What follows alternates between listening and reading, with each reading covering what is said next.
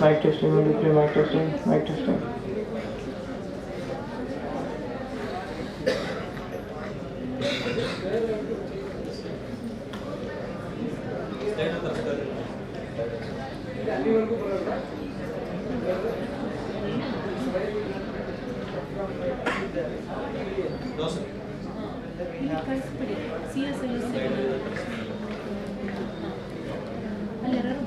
ಶುರು ಮಾಡ್ತಾರೆ sir introduction.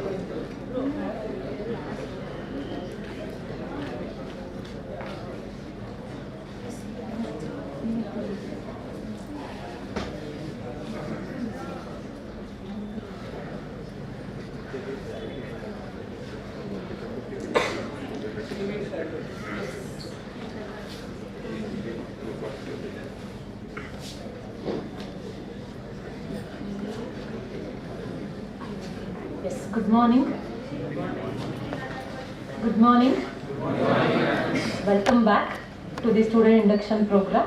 Today we have with us Dr. S. Nanjun-Swamy, Associate Professor, Department of Biotechnology, and also the President of IIC. What is IIC? Be louder. IIC? Institution? Innovation? Yes. So few of you already know that because you had been to the debate, right? Debate competition. You had been attended. So you all know that. And sir will brief about the activities of the IIC to you all. I welcome you, sir.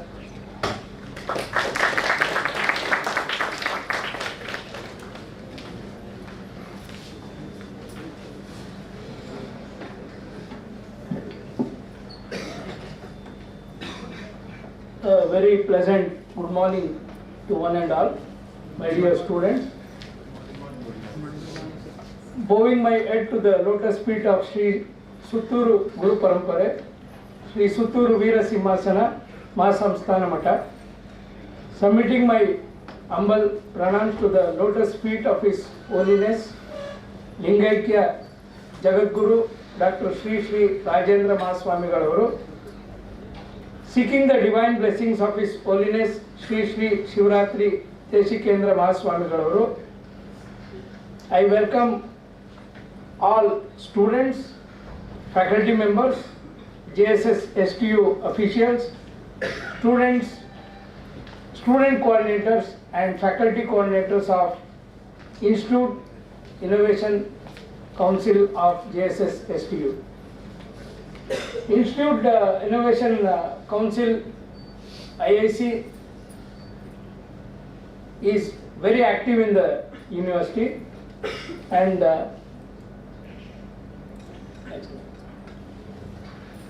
first of all we need to understand why Institute Innovation Council. It is a MHRD initiative. Ministry of Human Resource Development established this MHRD's Institute, MHRD's Innovation Cell. It was called as MIC, to systemically foster the culture of innovation amongst all higher education institutes in the country. The primary mandate of MIC is to encourage, inspire and nurture young students by supporting them to work with new ideas while they are in the formative years. MIC has envisioned creation of IIC, Institute Innovation Council, across selected higher education institutes in the country.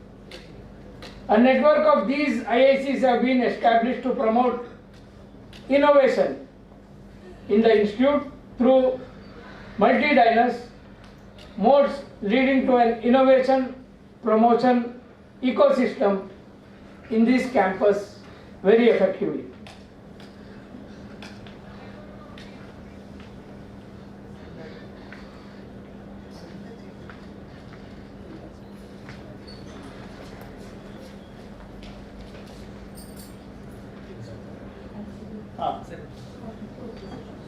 Major focus of IIC is to create a very vibrant local innovation ecosystem among the students. Startup entrepreneurship supporting mechanisms in higher education institutes. Prepare institute for Atal ranking by Innovation Achievements Framework. Establish functions ecosystem for scouting ideas and pre-incubation of ideas. Develop better cognitive ability amongst the technology students. Functions of Institute Innovation Council. Very briefly, to conduct various innovation and entrepreneurship related activities prescribed as per MIC for each academic year. Identify and reward innovations and share success stories from the entrepreneurs. Organize periodical workshop, seminars, interactions with entrepreneurs, investors, professionals, and create a mentor pool of student inventors. Network with peers and national entrepreneurship development organizations. Create an institutional innovation portal to highlight innovative projects. Organize hackathons, idea competitions, mini challenges, etc. with the involvement of industries across the country. So these are some of the brief highlights about IIC. Very recently we have organized several programs from past 2 months. I'll just give you the glimpses of that. We had a expert lecture from Professor Benlas from Stellenbosch University, South Africa. He focused on the innovative approaches for monitoring cell health and cell analysis and the new inventions in the software tools. We had a young chartered accountant by the name Mr. Atri Bhatt. He gave a vision for new gen ventures. These are some of the activities which will be scheduled continuously, and some of the activities are scheduled during the weekdays, and some of the activities which take more time we are organizing it on Saturday after 2:30 p.m. onwards. And we had entrepreneurship journey of an engineer who was an alumnus, who shared his experience with all the students. Very recently we had expert talk from Mr. Raghu Vishwanath, which were organized from the Instrumentation Technology Department. And all of you are aware of this debate competition which was organized as part of National Education Day. And some of the first year students, we had 3 to 4 batches who competed in the debate competition. And tomorrow we have a hands-on interactive workshop on digital marketing. So the speaker was alumnus from Department of Biotechnology. She did her MBA and now she is the CEO of her own company, Orange Arts. We have this tomorrow. It is an interactive workshop. We are selecting 60 students only. The registration is open and I hope the link is already shared among the group. And we also have a design thinking workshop which is scheduled for 3rd December. So MHRD has scheduled the whole year as 3 quarters. So the first quarter was from 1st December to 30th November. And we have organized some of these activities as part of MIC prescribed. Some are online and some are offline. We have a quarter 2 from 1st December to 28th February. The slides will be shared, and these are some of the activities we have been to take up from next month onwards. And this time we have planned for visiting Atal schools. We have a list of schools throughout the country which come under Atal. So we are visiting those schools and trying to give through various activities about the innovation, how to bring in innovation through quiz or through explaining with the models, etc. So interested students, you can contact the IAC student coordinators and also me directly. If you are interested, you can be a part directly to these types of programs. So we have semester 3 and 4 coming further. So apart from this, we have to celebrate few important day celebrations as per the IAC 5.0 academic calendar. So we have celebrated National Education Day. To further coming up with National Energy Conservation Day, National Pollution Control Day, National Youth Day, National Science Day, International Women's Day, World Creativity and Innovation Day, World Earth Day, World Intellectual Property Day, National Technology Day, World Environment Day, Independence Day celebrating Azadi Ka Amrit Kaal, World Entrepreneurs Day. So any one of you to be a part of these days, and if you have anything planned in your mind, please come out. We can introduce that into all of these important National Day celebrations. So with this, I thank you for patience listening. The only motto of IAC is to come out with creativeness, all your ideas, and we'll turn out this into be a startup. Small funding will also be supported throughout the 4 years of your journey. So be innovative, and whatever crazy ideas you have, please bring it to us. We'll work and make it possible with funding and coming out with a product. So after this presentation, we have a very small presentation from our student coordinators of IAC.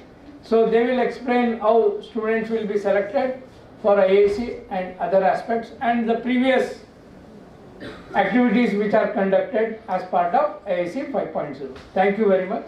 Thank you very much.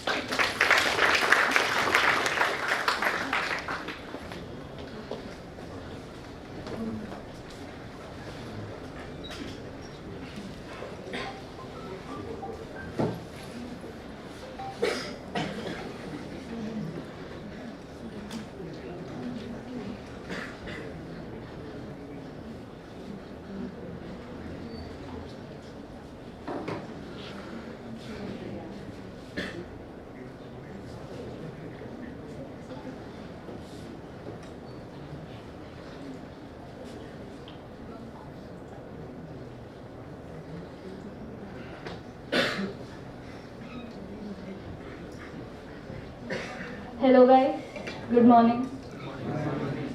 So sir gave you a background of how our club works, and also we will be presenting what we are doing in the college and what we as a club do for the college.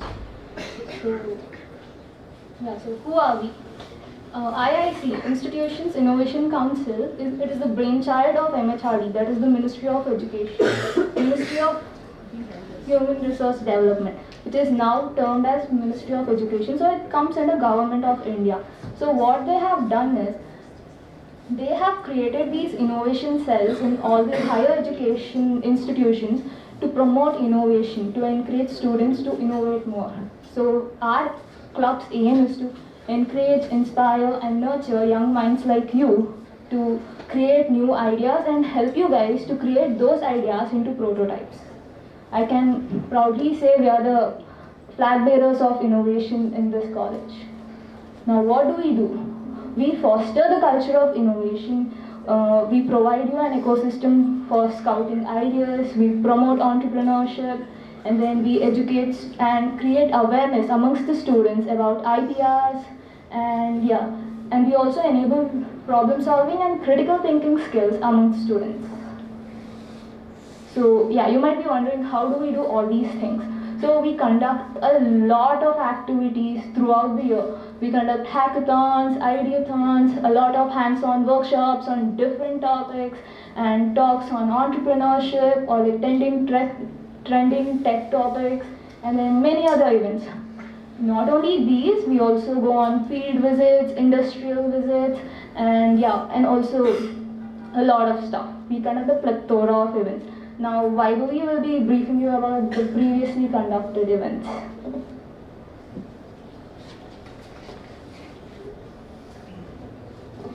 Hello guys, good morning. Yeah, so as Samanvi told, we conduct a lot of events. So these are the previously conducted activities.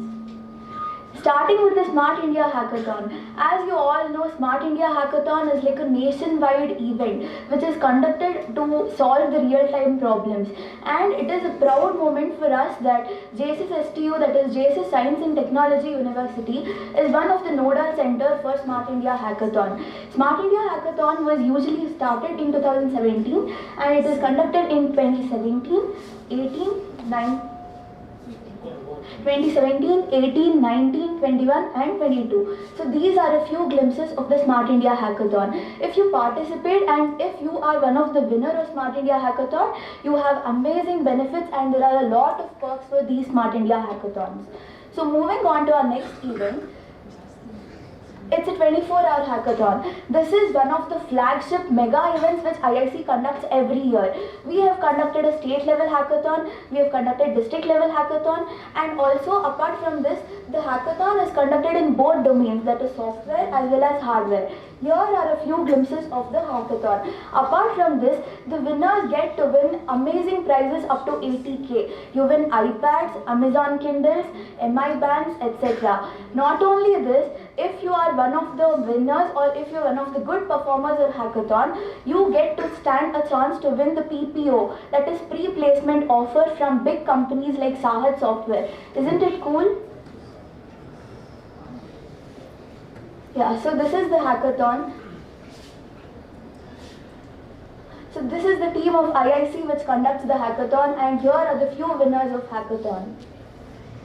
So moving on to our next event is Ideathon. We have conducted Ideathon for every year. Ideathon is basically a platform for you to showcase your ideas. You get to pitch in your ideas at district level. And if your ideas are shortlisted at district level, you get to pitch in your ideas at state level and you compete people from all over India. And if you are shortlisted among them, then you get to stand a chance to go to South Korea and Canada. This is like a big event of IIC, and it is one of the mega events which has amazing perks, and it is conducted by MHRD and which is currently MOE. So moving on to the next event is the IPR workshop. As you all know, IPR is trending, like it is in boom. IPR is intellectual property rights. What IIC does is it promotes the culture of innovation and entrepreneurship, and also it enhances entrepreneurship and development. We have conducted various IPR workshops, calling a range of speakers which are prominent speakers who are our alumni, stand-up, startup founders and etc. So here are a few glimpses of the IPR workshop. Now I would like to call upon Namita to continue the.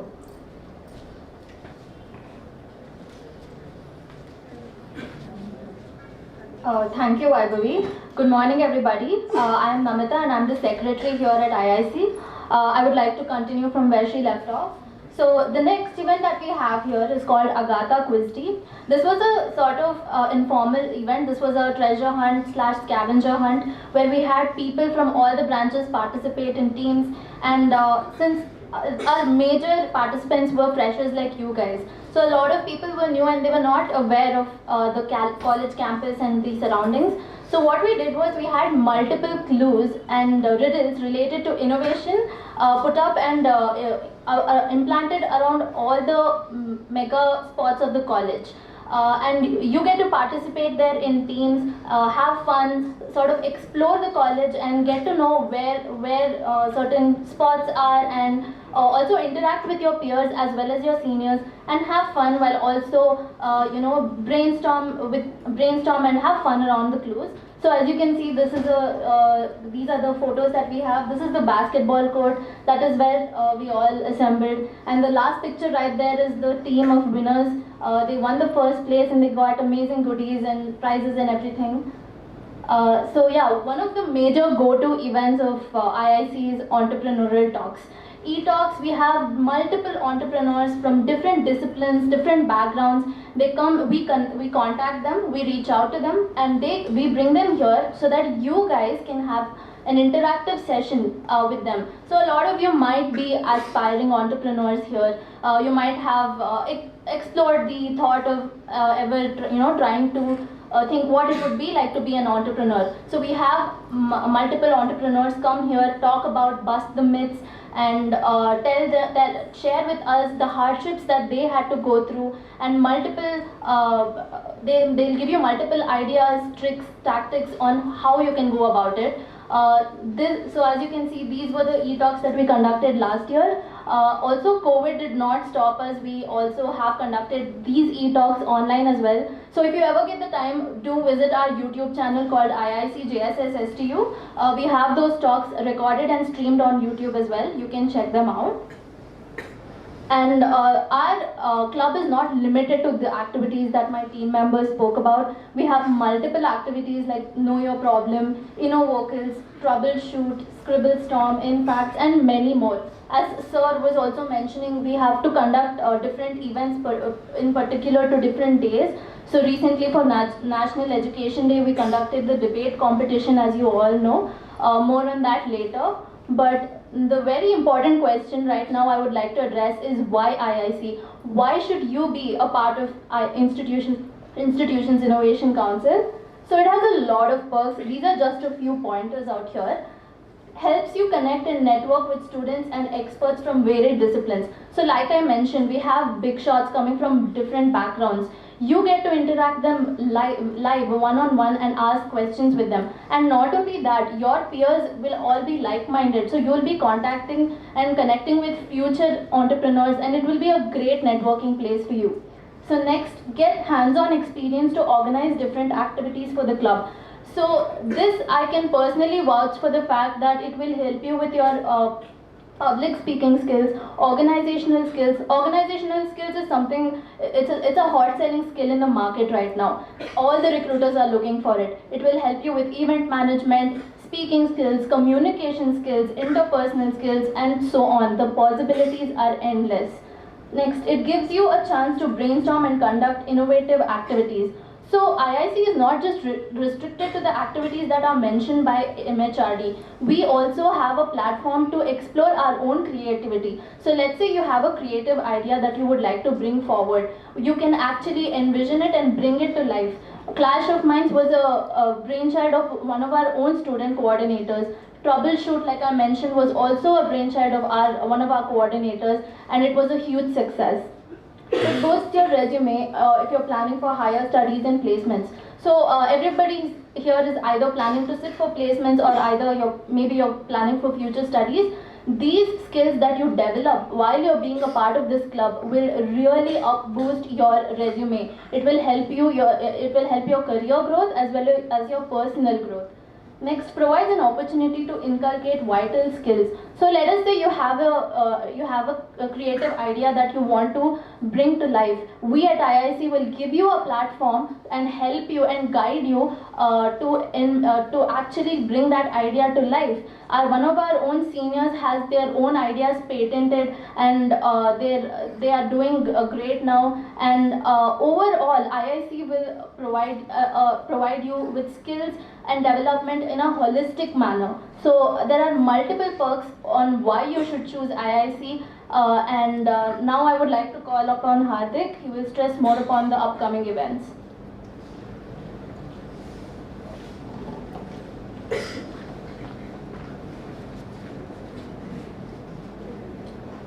Hello everyone, I'm Hardik and I'm the head of organizing committee here at IIC JSS STU.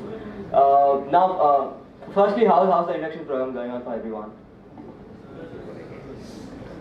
Guys, show some enthusiasm. How's it going? Is it fun? Your teachers are right here, you cannot disappoint them. It's fun. Oh. Okay, so 4 years back precisely I was sitting right here and I can tell that I've had a great journey here from past 4 years, and in that journey I would like to say that IIC JSS STU has played a major role in who I am right now and where I'm standing right now. And this is the team, by the way. It looks, I hope the picture looks very impressive to everyone.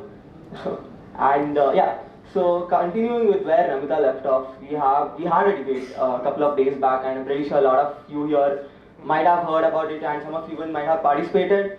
And it was a huge success. We had an amazing response, and since it was conducted on the day of National Education Day, so it was, the topics were majorly related to the education sector. And coming up with, as Sir said, we have a digital marketing workshop happening on 26th. And how many of you here have heard about digital marketing? Digital marketing, how many of you have heard about it? Couple of hands. Yeah, so if you attend the show tomorrow, the event tomorrow, I'm pretty sure we'll have a lot more hands here. Now, digital marketing has been, let's say, in the hotspot for a couple of years now, and it's going nowhere, right? It's an amazing skill, and if you're all in first year, I can tell you that first year is the best time to explore all your skills. It doesn't have to be necessarily in coding or computer science or, let's say, the niche. You can go out of your way, learn something that you have never learned. This is the perfect time, because once you get into third year or fourth year, things get a bit hectic. First and second year, it's an amazing time to explore your possibilities. And I'd like to say that digital marketing is a completely free workshop.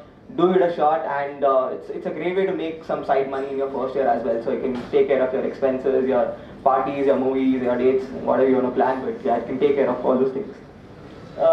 And the third workshop that we'll be having up is design thinking. That's happening on 3rd of December 2022. Now, if you are planning any startup, the first thing that you do is what? Planning. Design thinking is what? Design thinking is like the formal term when it comes to planning and planning a startup. It helps you with going about, like what will I be doing the first 6 months of my startup? What will I be doing? Will I be talking to clients, or will I be setting up revenue model? What is that I'll be doing? So this will help you give that structured thought. If you have a startup, or if you have any simple project in your mind, design thinking is a necessary skill that you really need to know. I'm pretty sure, I think you have been seeing a lot of workshops, but don't worry, at IIC we have tons of events, and some of them are actually really fun. And one of those events is our flagship event that we have every year for y'all, specially made for first years. And to talk about that, I would like to call Namita back again on stage.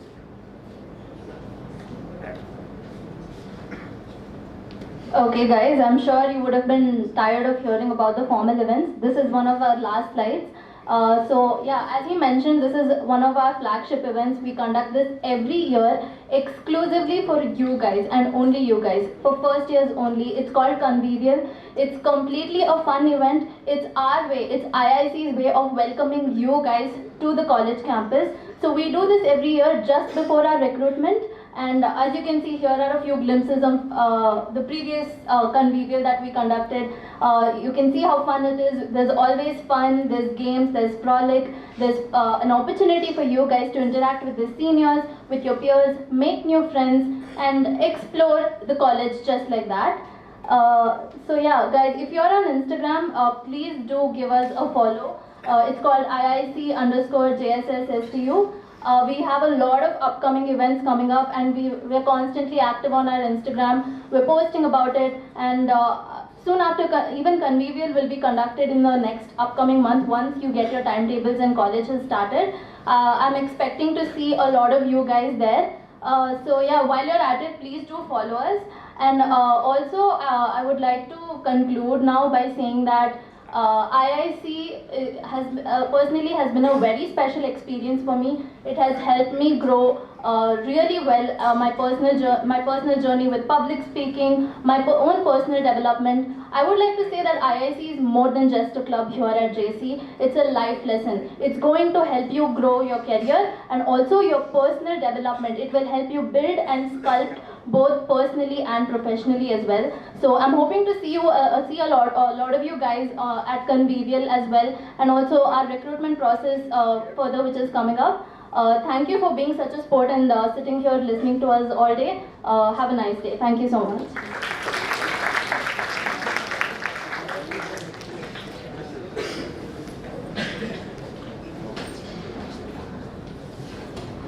Thank you very much.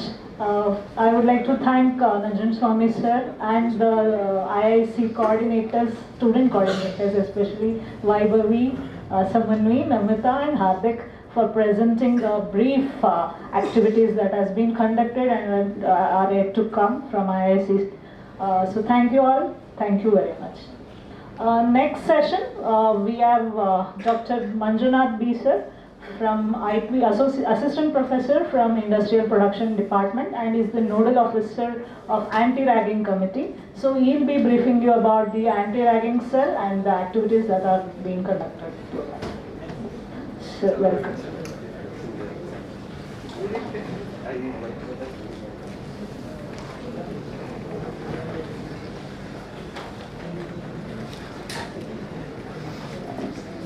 Oh, thank you, thank you.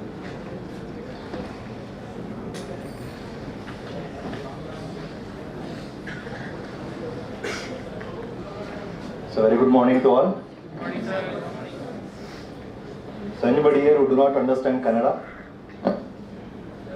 Okay. So don't worry, I will be giving in English only, just for my knowledge. Okay. Everybody had breakfast? Yes, sir. Nice.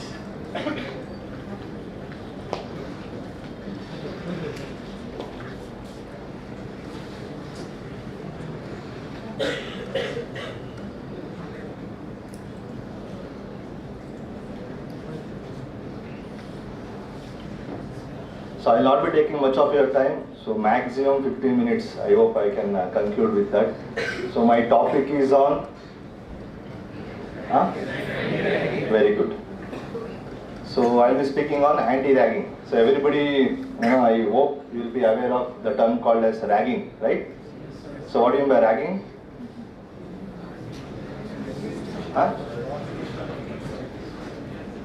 You can speak louder. Anybody? What do you mean by ragging according to you? Bullying, good. What else? Dominance, okay, good. Anything else? From girls' side, what do you mean by ragging? No idea, sir. You have any idea? Not at all? Okay, boys, I think they'll be much aware of the word ragging, right? Okay. So I'll be talking on the basic introduction about what do you mean by ragging. So what are the things we consider as a ragging? Okay, so we have a proper definitions for that. Then what are the effects of ragging? Then at the university level, what are the measures we take to prevent the menace of the ragging, to curb the ragging? Okay.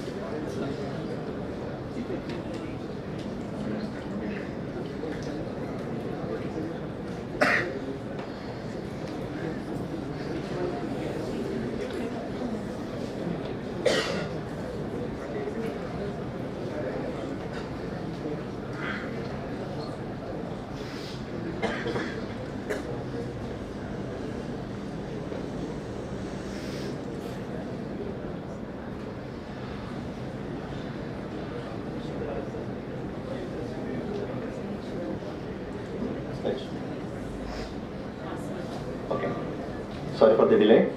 Okay. So as you can see the quote that is shaping the future, say no to ragging. Myself, Dr. Manjunath Abhi, Nodal Officer, Anti-Ragging Committee, JSS, STU. So what is ragging? I will not bore you guys by reading all the definition. Okay. So just I will summarize this particular slide. What is ragging? Ragging is basically considered as, so suppose if you rag anybody either through by physically, mentally or emotionally. If you hurt anybody with these three means, that is physically, mentally or emotionally. So these aspects are considered as ragging. Okay, so this aspect has been clearly defined in this particular 3 points. Okay, there is a overall summarize of that particular definition of ragging. So now we will discuss about the effects of ragging. Okay, so what are the basic effects? Any idea?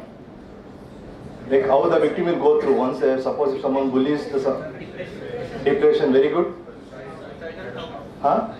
Mental trauma, very good. Then hypertension, right? Anything else? So many of the points you have correctly said. That is, the victim will undergo like depression, isolation, demoralization, and it can cause the anxiety also, and many of the cases it can give the mental pressure in such a way that the victim can go to the tendency of to give up his life. Suicidal tendency, that can happen, that will happen if the ragging is so serious. Understood? So if the ragging is not curbed, the entire atmosphere is ruined. As you can see from the picture, the ragging looks really fun, right? And it also looks like entertainment. Okay, only for a short period of time. At the cost of what? At the cost of others' pain. Okay, so ragging should not be considered as entertainment or fun, because someone else is undergoing a lot of pain. So always there is a chance, right? Either to rag or to get graduated and to serve our society. It is up to you. So which one you choose? Either to graduate or to go to jail.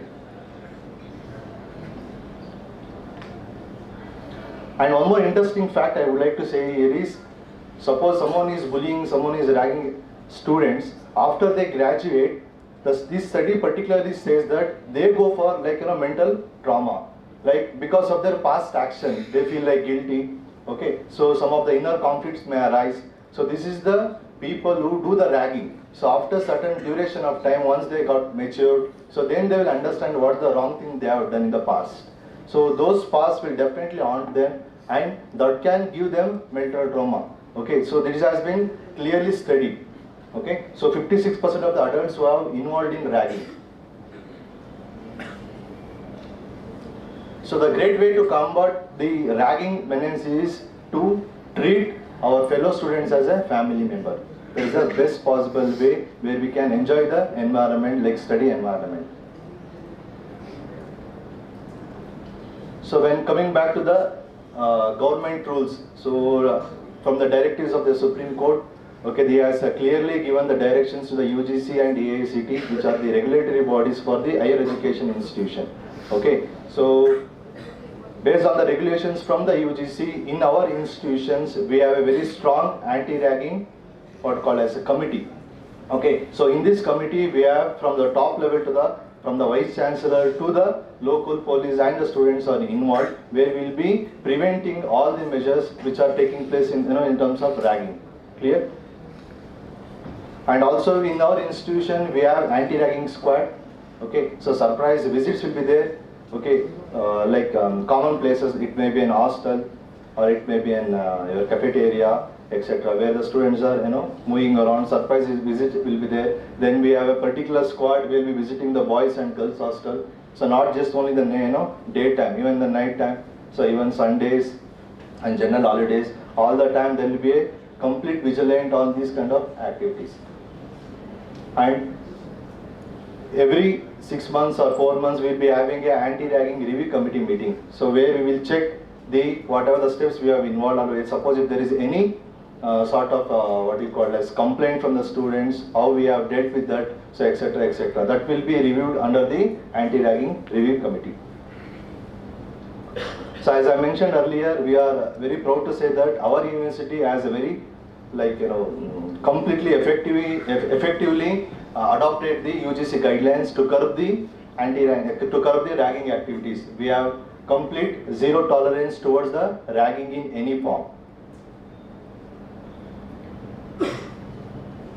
So these are some of the links where you can go through, you can get the maximum information about the anti-ragging. And lastly, I would like to say, suppose if you come across any such cases, what you need to do is, what you will do, suppose if any ragging activity happens, so what is your first reaction?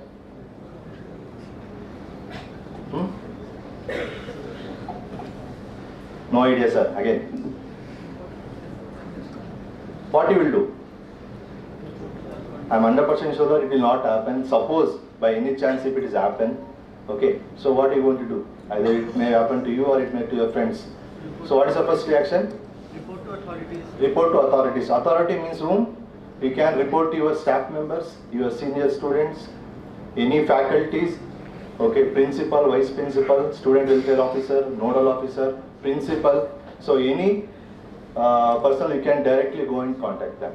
Okay, so immediately there and then we will take the action. So you need not to worry about this kind of menace in our institute. Okay, we have, as I already told, we have zero tolerance towards these kind of activities. So if any cases happens to you, so immediately you can report to any of your staff members or the student welfare officer or to the nodal officer. Clear? Thank you so much. I hope you got the information about the ragging. Okay, thank you so much.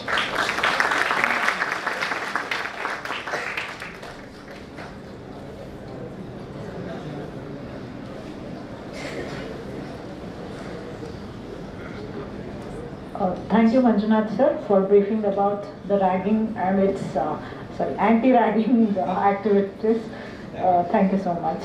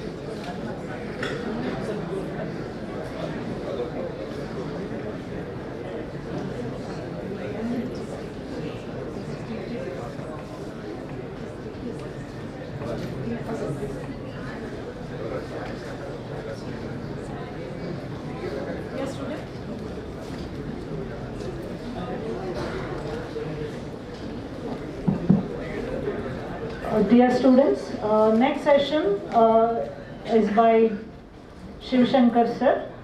He is the Chief Executive of STEP, that is Science and Technology Entrepreneur Park, that is located in SJCE.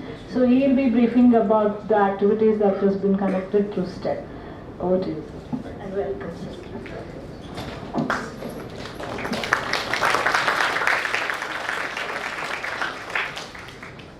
Good morning. Very good morning. Total fantastic. Right.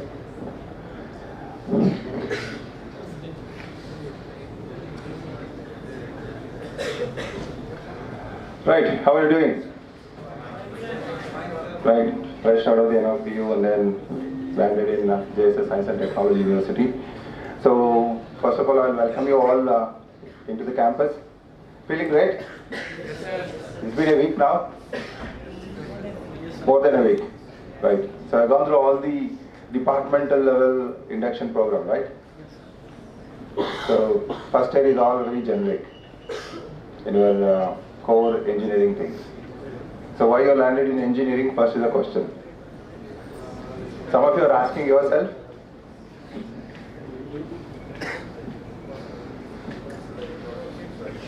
Is it your choice? See, this session needs to be a little bit interactive because I'm not a faculty and teaching any particular subject. Ours is an open university kind of a subject, so anybody can learn. So, some of you taken, the last seat. If you want, take a front seat and then be honored yourself. Yaru munde barake iಷ್ಟ ಅಲ್ವಾ? ಎರಡರಲ್ಲೂ ಲೈಫಲ್ಲೂ ಮತ್ತೆ ಕ್ಲಾಸಲ್ಲಿ ಎಷ್ಟು ಜನ mobile ಇಟ್ಕೊಂಡು ಕೂತಿದ್ದೀರಾ? ಅವರಿಗೆ got A mobile 1 hour switch off ಮಾಡಿ ಸುಮ್ಮನೆ ಕೂತ್ಕೊಳ್ಳಿ. ಯಾಕೆಂದ್ರೆ ಮತ್ತೆ ನನಗೆ ಟೈಮ್ ಇರಲ್ಲ ನಿಮ್ಮ ಹತ್ರ ಎಂಗೇಜ್ ಆಗೋಕ್ಕೆ. Because our campus is such a huge one. By the time I need to come back again to address all these things, it will be another 6 months, maybe a year. So that is a big challenge for our center. So let me now get straight into that. So you feel like I consider you all a kind of a seed, enter into the campus, because the kind of thing what we do here, what is called Science and Technology Entrepreneurs Park. Right. So I would like to see myself, all of you, just started and enter into the campus. So a seed, I can call it as a bullet, I call it as a something very powerful. So because they were just raw and then just finished your PU. The reason is simple. So we can mold you now in a better way, a better shape in next 4 years in the campus, and you have more time and opportunity to look at it. So what do gardener does? So he like to helping preparing a land for sowing and helping with with the water and then the fertilizer to what? What happened? Right? So give me that opportunity, if that is what you wanted to be after 4 years, and help yourself. Only thing is, our side the demand is something different than actually what you do in an academic kind of a thing. So both academic and this should go hand in hand for next 4 years. I know the challenges of the final year students. When they enter into the final year students, if you come and talk about this particular topic, it's very difficult for them to take a call. The reason is because they already move ahead and then thought many other or planned many other things. So you have 4 years. So convert it into a time, 365 days into 4. So how many number of days? Quick, you should be an engineer in mathematics. Sorry? Right, 24 hours? 1000?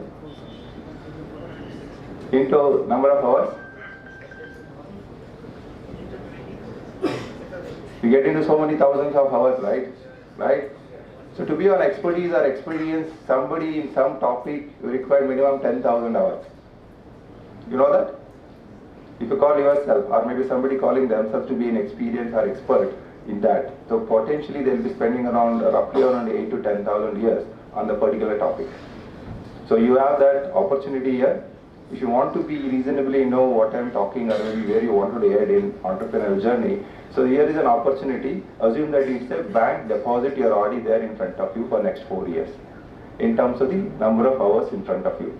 Take out 8 hours for the sleep and rest you got 16 hours into 1460 days and 8 hours into academic, another 8 hours for this. So I'm talking about only 1/3 of the hours what you got. Just quickly calculate that. 1460 into 8.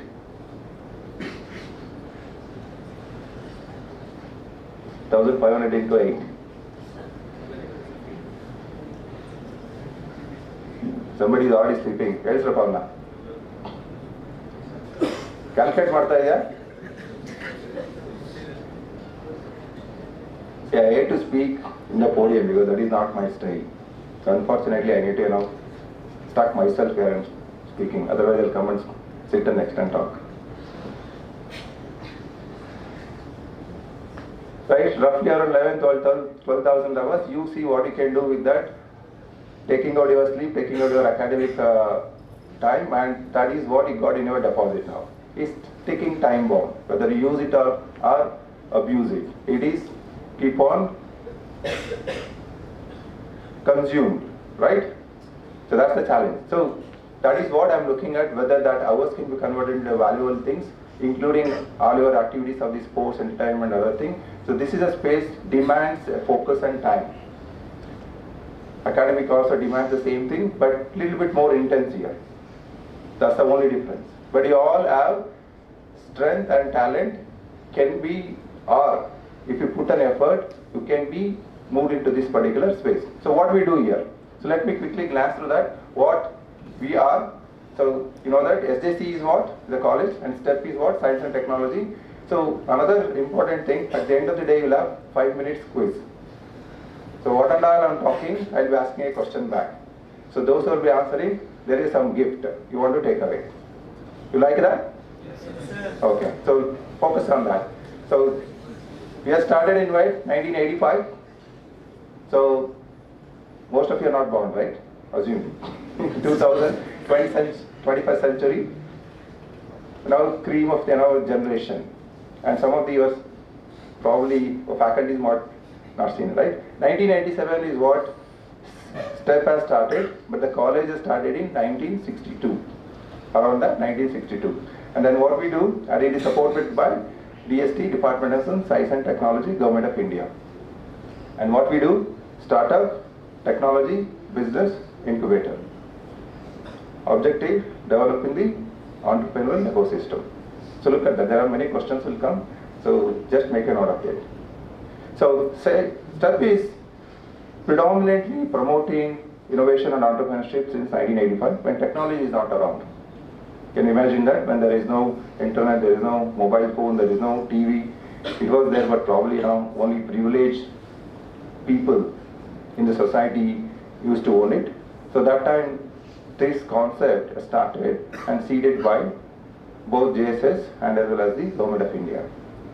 Till now, there are thousands of people, entrepreneurs have been groomed and then graduated from the center, and they have the footprint across the world. So now you can imagine and relook into that, how that 10,000 hours, what is there in our bank account now, can be utilized better. So you want to be one of that, or you want to be other side of the possibilities, which 99% of the students will go. What? Job. Correct?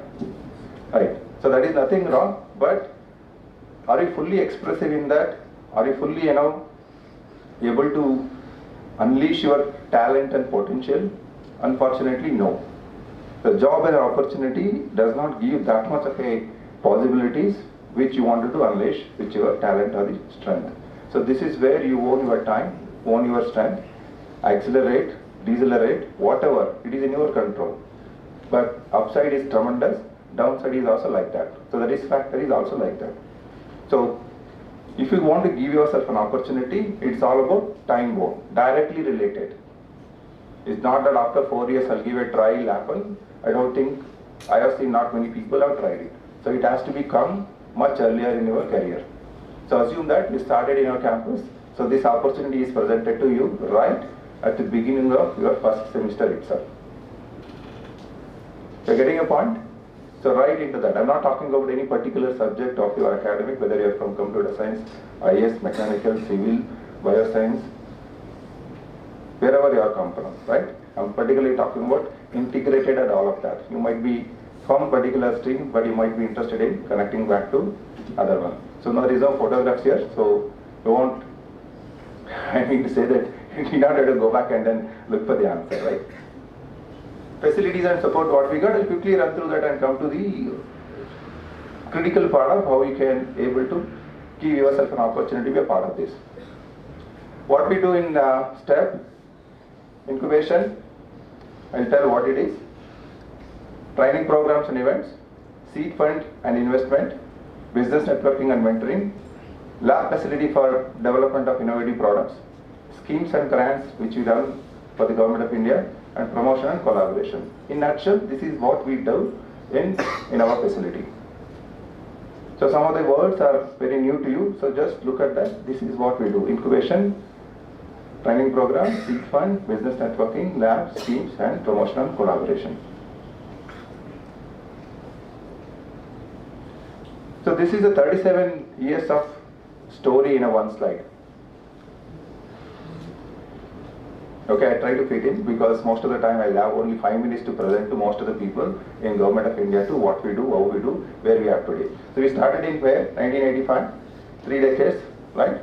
And since inception, what and all we have done in terms of accommodating the entrepreneurs, training, incubated, and where we are today, and support system, all the things, mentorship, business, services, networking, seed funding, investment, alumni, industry connect, incubation facility, and then all the training program. Roughly nearly 50,000 people now, and I can say that 1 lakh people have got benefited through various trainings, and we have around 30,000 square feet of facility in terms of office space, laboratory, and all the industry connections, MOUs and investment. This is in addition to what you are already having in a campus with the academia. Okay, that is the strength of this campus and the JSS.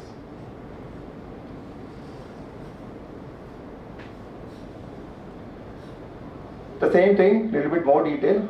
The strength of the campus from the last 3 decades is revolving around electronics. Electronics was the department, and with electrical department, they are the one done a lot of things in terms of consulting, innovation kind of a thing. Even today in the world, the lot of things will be revolving around electronics. Computer science is an elementary thing still blended into that. The reason is whatever the software program, whether you code, whether it is available, it will be something is required as a device to communicate on that, right? Everything you look at it, there is an electronics involved into that. Addition to that, that product development is to happen, so we need engineers from mechanical and industrial production. And those who wanted to use, whether it is in environmental, polymer science, bioscience, construction engineering, or maybe civil engineering. Beautifully connected. So that's how I see this campus is so strength. You have 14, 15 departments where you don't have any options other than telling that you can go and talk to them. So that's the first thing you need to do. So don't be isolatedly work in your own classrooms and department. Connect with other batch, other stream engineering batches as well. Visit their labs, understanding what is there. Know what you have in a campus first. If you don't know what is the source or maybe the resources available in a campus, all you will be searching is in your mobile. Some of you still started looking at your mobile phone because keeping you for 15 minutes is the largest task for all the faculties today. So that is one of the other habit you need to look at how you can manage. So if you keep on looking at the screen, I know how much screen time, facts, figures tells that. So you are putting yourself at a deeper risk of not gaining other skills which is required in the coming days. That is both good and bad. So please have a look at that particular thought as well. Infrastructure, it may look like a building, but brilliant things happens there. Improve, right? You bring the corporate style and structure. Management team. There are 24 startups now presently operating in the campus itself, and there are additional 20 startups virtually connected. So now the advantages of pandemic has given to us is startups will be connected to the center and they not have to be present in our facility, but they gain all the benefits of what any startups physically present here. So more or less we'll be looking at startups coming up with product on physical products, right? IT we can do wherever you want it, right? Developing an app, by developing a website, by developing a solutions, looking at learning, everything happens. But most of the product is required. That is why our innovation lab is about to kickstart in 2 months. So another advantage for you, in addition to all the laboratories available in the campus, you will have another 24/7 lab. It will be open for you. So you can come and explore. What we do, incubation, co-working and virtual incubation, right? Basic things, along with the space, what we do, value additional services, mentorship and then the seed fund. Some of these terms are very new to you, okay, just stay with that. So incubation is nothing but a simple where you wanted to develop or groom yourself in particular domain.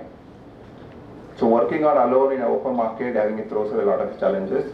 When similar, like-minded people coming together and exploring that opportunity gives you confidence, gives you strength, and gives you, a mileage in terms of achieving what you intend to do. So that is why it's a tribe. So how you are having a classroom, one particular section. So startups, founders, and entrepreneurs is a one tribe. They can debate, discuss, argue, agree to disagree, whatever it is. It is nice to be, talking positive things, finding a new solution, finding an opportunities within that network. So that is what incubation does that. In addition to technology, in addition to the facility, in addition to the connecting to the network, investors, all happens there. Because we keep a continuous understanding or continuous possibilities for the startups. Tomorrow there is one event, so where 15 startups will be pitching for the investment for next level. Some of them are seeking $1 million, some of them seeking $3 million. So if you are free tomorrow from morning 10 to 1 o'clock, there are not too many people allowed because it's very a small network where the investors from across India will be landing here, and then 15 startups which have gone through the accelerator program are pitching it tomorrow. So that is one of the opportunity where campus happens. Keep an eye on all the posters and other things what STEP does. So that is where you need to do. So most of the time we will not coming to your classroom, but it is there in our posters and all other things. So that's the 3-step process: connecting, empowering, thriving. So why, I'll tell you later. So that's why I call SDC STEP is forming the startup talent for the future. Maybe one of you will be part of it, if you consider or if you choose to be. So there is no push, there is no pull. It's only your choice. Your interest, only if you are able to commit to that. So some of the things what I do and what my team does, other than being in a campus, we will be a part of the larger ecosystem, both in Mysore as well as in Karnataka and in India and outside as well. So I'll be going and interacting with so many people in the industry, including the policymakers, including the investors, and into experts as well. That is where my strength lies in, where I am able to connect across the sectors, across the level, and across the domains as well. And also social cause, which JSS stands for. It's just not only, you're looking at technology to make a money, but technology should impact the last person in the supply or in the ecosystem, which is, that the problems which they are facing. So we provide that. We also train them on a different skill, and I will tell you so many good stories which new startups are working on. Not only here, global, I'm also only part of the jury for German startup club, and all other little clubs happens in Mysore, or as well as the Karnataka government. So we are part of our ecosystem, bigger ecosystem. So global startup engagement, important piece of the thing. So VentureX is another student entrepreneur cell in addition to other clubs, which I'm going to share with you. So this is slightly different than what other club does, wherein which you are the right fit to that, because you have at least 2-3 years before you actually take a call, whether I am cut for the entrepreneurial journey or I need to amend my skill, learn the skills and all of it. So you want to give us an opportunity? Yes, sir. How many? Either full or none. So entrepreneurship is not you just walk 2 steps and come back. Either go walk and continuously run through that. I'll tell you the advantage of that. The moment you walk through that, your job is automatically taken care. The reason is most of the skills which you don't learn in academic classroom kind of a setup, this journey teaches you.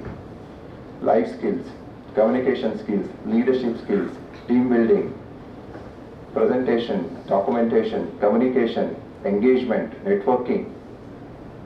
They are the top skills which next future industry requirements are listed. If you go on any internet, that is the one, in addition to your technical and core subject skills. So that becomes small percentage. So again, to learn all of this, only investment is what? What? Time. Yes. Time is the only investment you got. Until unless your parents are sitting with pile of a cash and money, so you don't want to do anything. And that is also at the risk, because the government is chasing all of them until unless it's accounted into the mainstream in digital economy. So there is no pile of the money you can sit on today as well. You getting my point? Right. So keep this one particular thing. Entrepreneurs are like that. Market is like that. So they are the seed. The entire market is trying to bury them. The message is simple. What happens to them when seeds are buried? Come again? They grow into a plant. They struggle, right? How much time some of their seeds, once you have the plant, are buried. So they struggle, and few weeks, few months later, you see the sprout comes out. So that first initial struggle is what you all need to go through. If that is the thing you don't want to give yourself an opportunity, then you don't want to be a seed of this. You can be straight away the plant, which is being, most of the people wanted to be on the other side. There's somebody will want to lift you from the ground, use it and throw you back. So the roots are not stronger. The more you struggle at the beginning, and let's say at this age, at this time, you have a stronger strength and confidence to be built around. I'm trying to convey that these two messages. The more the seed struggles and then try to grow on its own, taking the using the facilities, using the things which is available on the earth, and the roots are strongly built into it. So that is exactly you want to do. So you need to take a support, but still you need to grow on your own, right? Not entirely depending on the other thing. You getting a point? So what is there in the campus? So you're already there in 1 week. I wanted to try to understand what you are seeing it in a campus, other than the departments, few induction programs, few departments. I slightly give different perspective so that you carry that message for the next few years and you're able to make the best use of it, right? So stay on this one now. So if at all you want to take this journey in entrepreneurship, there are structured clubs are there. The first in the bottom is Institution Innovation Council. So that they are again a student club, managed and monitored by faculty committee member. I'm also one of the committee member for that. So where they will be doing a lot of idea discussion, idea presentation, and so many new possibilities. They'll all try to explore in that. And similar to that, we have a student VentureX, slightly mature level kind of a thing. So there is no barrier there. So any ideas, anything, so they will be directly interacting with both in the campus and outside the campus. The kind of an open space which I feel that which is required, because there should not be any barrier for the new entrepreneurs to explore it. Okay. So again, don't learn the entrepreneurship like a subject. It is not a subject. Even if you don't pass engineering, you want to be an entrepreneur, it is possible. I'll not ask any degree certificate. Another truth. This truth you need to carry on. 80% on this earth, maybe the business existing, most of them may not even pass the degree as well. Reality, right? And more than 100%, if in that case, looking at work for them, how brilliant. So what they have an edge in extra, or maybe a skill, or maybe a talent, which the conventional classroom kind of a thing, I'm not against that, but is not able to teach you. Is a challenge open challenge which is required for them. So that's why make use of these opportunities in that particular space. And there is also another thing in the New Age Innovation Center, which is student funding project, which can start at year 2 or year 3, I believe, where you'll have 2 years to take the grant of up to 3 lakhs and then use it as well. You're getting idea? So most of the thing will come back and ask, sir, I need a money to do this. Fair. But do you spend enough time? So there are a lot of application will go through that. So you need to be competitive in that as well. And logical thing is leading to our center, STEP Nidhi Prayas and MSME. We have grants and seed fund available and startup graduation. So look at that. Are you able to use all the things available along with academic? Only investment, again I'm repeating, is your time. If you are able to use your time and then be a part of all of these things in subsequent years, so it's like take a small sip at a time and you are able to digest that. You are able to challenges, you are able to overcome all the challenges. I'm not telling you should do everything in a go, but be a part of this journey and then you're able to understand what is the possibility, what is the potential each one of you have. Until unless you test the possibilities, when I say test, you don't know your challenges, you don't know your strength, correct? Until unless you push to the corner, you may not know. So human psychology, human mentality is like that. Until unless you've been cornered, you don't realize that what actually your strength is. Everybody need a comfort level of opportunities, comfort job, comfort home, comfort facilities. So you don't know, like you're not exploring and experiencing that. So human capabilities are infinite and innumerous kind of things are possible today. If at all technologies or maybe greatest things happen in the earth is because the potential few people only took and explored it. So that's the capability of any human, and each one of you have that capability. I'm not rating you from your academic marks, but as a human, as a psychological point of view, each one have that capabilities. But it has to be tested, it has to be tried. So are you willing to give an opportunity for that? It is up to you. So faculty will not tell, your parents will not tell. They always want you a safe path. Fair enough. Because outside the world is not as simple as what I'm talking, but are you ready to take little more extra that effort, which otherwise they don't want to do that? Is a risk factor, failure factor. The simple message is success, like a step, is a part of all the failures. You need to take one failure, maybe you move on to that. So don't fall back, but fall forward. It is possible.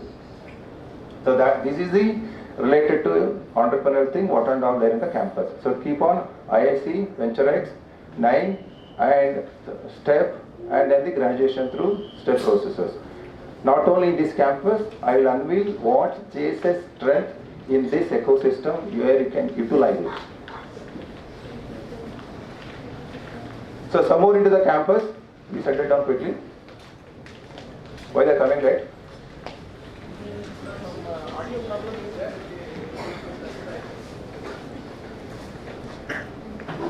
quickly settle down. So what else is there in your campus? Right, each one of you give for next 30-45 minutes, otherwise you will miss that, right? You have all your laboratories and workshops. There are 16 clubs are there. And in addition to what I mentioned, in technology clubs, adventurous clubs, Kannada club, trekking club, singing club, dancing club, be a part of every club you like it. The only way you can understand around be a part of this campus is being and express yourself in that. Sports club, so get to know that.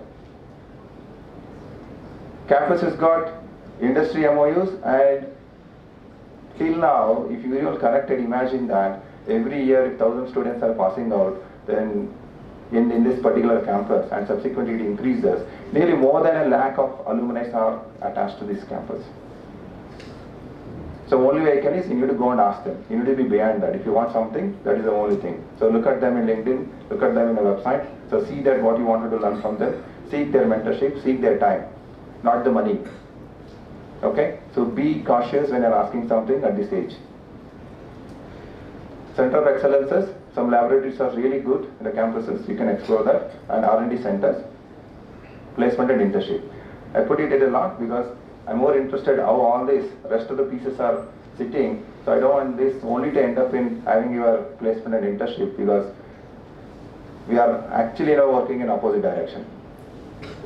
Right? But I'm happy that that is also required. Because the moment you're an entrepreneur, what is the first point? You will be generating a lot of employment and wealth. Right? So you cannot be, I cannot be straight away telling that. That is also required because you need more talent for the people, for your organization to work with you. So that's the campus for you. So now, maybe for next 1 month, you go and look at that. What is these possibilities in a campus? How can I transform myself being in a campus? Taking a degree is the one part. That is the one element. If this opportunity is given to anybody, how many can really transform yourself and also the community at large and nation at large, because of the problems this world or this country is facing is among us. So that is where your skill, your talent, your advancement needs to be taken part. Not only that, now I am taking you beyond our campus. So this is 110-acre campus. Engineering one of the mainstream. Then you have MBA, right? You have 3 polytechnic and 1 school, and you are in the center of the entire campus, right? So there is out of 3 polytechnic, there is 1 women polytechnic, 1 physically disabled challenge polytechnic. You got to go and see that what challenges they will be facing, because most of the engineering problems what you try to learn, you can actually apply there. And there is a co-ed polytechnic, and there is a school as well. So this is inside this campus, along with our center. And these incubation centers, I already explained what are the incubation centers. So STEP started in 85, one of the starting point of that. Then at 2000 there is one more incubation center in Bangalore Engineering College, that is JSS ATE Bangalore, and there is one more in 2001, JSS Business Incubator in Noida. How many of you are aware that we have 3 engineering colleges? One this, Bangalore, Noida.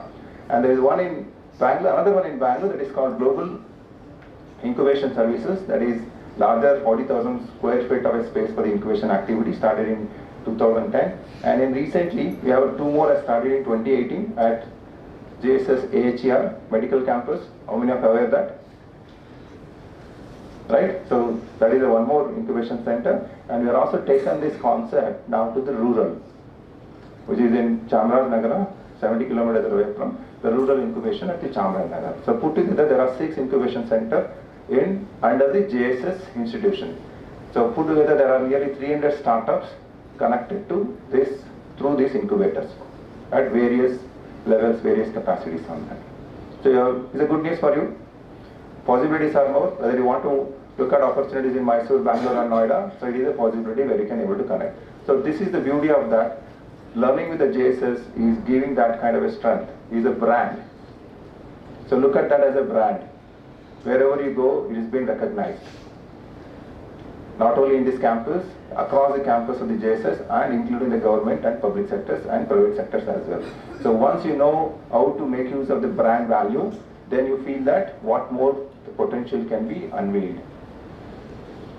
So some questions will come, so look at it. So now I'll take behind the campuses. So what? Along with the JSS institutional step, and just speaking at the center, what JSS institution's landscape looks like in Mysore itself. How many have studied in JSS schools? College? Right. How many of you are from Mysore actually? Okay. From Karnataka? Right. Okay. Good. Anybody from outside? Which place? Bihar. Okay. Andhra Pradesh. Good. So a lot of people, so because now we have a Noida college, a lot of people will move there, and there is also Bangalore college, a lot of people also move. So Mysore is a very interesting place for the different reasons. So what you got? Engineering, you got medical. In engineering campus, how many thousand? We have 10,000 students in this campus, including all of your 4-5 years master's degree and 3 polytechnics and school. So 10,000. Medical college, another 15,000 in Mysore. And we have a nursing college, we have a pharma college, business school, and we have agri academy, that is also there. And we have a speech and hearing. You have UG, PG, ITI, polytechnic, dental and Ayurveda. What else you want? Assume that you want to apply some of your idea in any of this space as a sector, as a knowledge. So you need not have to go anywhere. The knowledge base is sitting right with JSS. So this is what I want you to visualize the brand of JSS, the strength of the JSS, and each one of you can make use of it. So don't sit in isolation in a classroom and think you are only in campus. Again, not only in a campus, probably in one of your classrooms. So open up yourself. Campus is so good, so brilliant. Facilities fantastic. Opportunities are fantastic. Within a campus, the moment you move, look at this picturization, you have other opportunities being rolled out. Right, coming to some of the trainings, what we do, I'll quickly run through this. So we have real estate design and 5G technologies, embedded systems, DevOps and cloud. These are related to electronics and IT. Some of you are sitting here, sir, I'm mechanical, I'm electric, civil. Don't worry, there are plenty of opportunities. I'll give myself a mechanical engineer and come from the aerospace background. I understand all of that. So all of the computer science IS students, don't worry, you have much more competitions, but those who are in a core engineering, you need to work hard because that is where you need to get specialization in that. How many are from mechanical here? Okay, computer science? 50%. Information science? Right. Environmental? Okay. You need to be proud of yourself because you are a minority, right? Very good. Being a minority is very good because you have a potential to grow an opportunity. The more the crowd you see, you don't feel like a confident. And how many are from mechanical? Civil? Polymer science? Biotech? Construction engineering? Okay. So those are the real core engineering things which is required in India, which is again supported by computer science and IS for the advancement and the speed. It's not that they are doing only the IT kind of a thing, but end of the day, the impact is on core engineering is much more because it will give a scale, give a the speed and also the precision which you can look at it. Both few sectors which again come to that. So important piece here again, Skillsoft and engineering product development. When I say engineering product development, which is on all core engineering, right? When you want to have a medical device, if you have a smartphone, you are any IoT devices, you are all other things, which is got what? It is got all the engineering along with the science, your computer science and software and other pieces. It has to work integratedly. Major funds, give a look at that. This is the money part because most of you like the money, right? How many don't like the money? Right? Everybody likes the money. Okay. Right. So we operate some of the government schemes, Government of India schemes, Nidhi Prayas. So we provide up to 10 lakh grant for the prototype development. So grant means free money. So 9 gives 3 lakhs, we give up to 10 lakh. So there is a big competition. I think I have nearly go through a lot of applications from. So it is open to everybody again. So our center is not only for JSS, it is open to every other people in Mysore and surrounding as well. So it is advantage because you know most of the things much earlier than others will. So we have started this last year. There are 9 individuals. We don't require to be having a startup at all. So you can be a part of that even in second year or third year. But there are a lot of skills and things are required. So you need to start looking. So you should be learning those skills. Make sure that you have that opportunity within a campus itself. You know this. So along with that, we will have that Maker and Fab Lab coming up, which will be launching in February. So that is what I am telling the advantages. That is the Product Design and Innovation Center. Along with, we will also give them money. But we will not leave you just giving them money. Right. So MSME scheme, another one, 15 lakhs grant. So on specific theme based they will give. So there should be a startup for that, or individual can also apply. Students will get only 2 to 3 lakhs, but if you have become a startup registered, it's easy today, don't worry, these complexities are removed, so very easy to start any company as a registrations. We will enable you to do within a week or 10 days time. But 15 lakhs of prototype development, this is a physical product is required. Even for both of that, unfortunately, sorry for CS and IS, there is no fund for developing a web app, all application, nothing. It's purely on your core engineering product development. It may be bioscience, it may be civil engineering, it may be construction engineering, mechanical engineering, polymer science. Most of them have advantages of that. But if there is a connectivity you want to engage with along with the product, and then there is a software piece, it works. It is needed today. We have realized that those pieces can be realized. Then you find your partners in other departments and engage with them. Look at all these things. There are questions on all of these. Startup India Seed Fund, 50 lakhs is a seed fund. So the reason why I told the seed, that's why Government of India thought, why that seed also required a fund. So if you are all, why these incubators are also being placed in campuses, the reason exactly I told, if I assume all of you are a seed in a campuses, it required some fund. If I put a seed on the farm, it requires fund in different form. It required a water, it required a fertilizer, it required a care, all those things. Right? So seed fund, it is in the similar concept that comes at both grant as well as the fund. It means that once you're successful, you should be able to give the money back to us so that I can give that fund to another batch of people who wanted to make use of it. 50 lakhs. Some of them will be pitching tomorrow for seeking a fund for 1 million, 2 million, 3 million. Seed fund call, we are also having another old fund we are operating, 25 lakhs. And in the accelerator, which we are about to concluding tomorrow, where we will take 15 to 20 startups for 4 months intense program for them to take their idea and their businesses to next level for scaling up, growing and seeking a fund. So tomorrow probably few of them will, we are looking at another able to raise few millions of dollars from the investors. Okay, now I want to imagine all of that. If you are able to want to do that in next 4 years, you need to start now. Learning those skills which is required equally important. Patience, persistence and time. If you don't all three, this is not the space, because money comes and goes, you will just spend, you don't know what to do with that. So good to have in a campus all of these things. In addition to that, college also have all R&D funds which is being, faculties will be keep communicating with them. This is purely developing our own enterprises. You are converting your idea into around brilliant piece of startups. How many start looking at reading these things in newspaper? Unicorns? India, Kannada ಮಾತಾಡೋಣ ಸ್ವಲ್ಪ. Okay, Indiaದಲ್ಲಿ ಎಷ್ಟು unicorns ಇದೆ? Sorry? 100 plus now? Right. Some of our mentor coming tomorrow, they have mentored around 18 unicorns, they are from Mysore. Okay.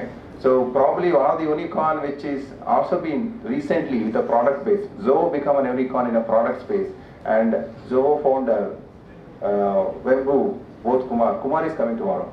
Kumar Wembu is also investor, and there are 18 institutional investors are be a part of that. Some of the posters I think probably you can show later. So that is what you have to look at that. It takes time to realize all of that. That's why you call it as seed. So I'm not looking at you as a plant taking from garden and then putting it here. No. So you're all as seeds, raw, you are able, you have capabilities to do what you can do, but take the support system. What is there in the campus, what is there with the STEP, what is there with the JSS, from small, larger and larger. That's the only thing I can say. So I'll sum up this. Kannada ಬರೋರಿಗೆ ಹೇಳಿ, ಕನ್ನಡ ಬರೆದಿರೋರಿಗೆ ಕನ್ನಡ ಕಲಿಸಿರೋರಿಗೆ 4 ವರ್ಷದಲ್ಲಿ, okay, ನಿಮ್ಮ ಅಕ್ಕಪಕ್ಕ ಇರೋರಿಗೆ, so ಅವರು ಕಲ್ತ್ಕೊಳ್ಳಿ. Kannada is a beautiful language, right? So you learn that, at least for transactional things. And those who cannot understand, translate this what it is.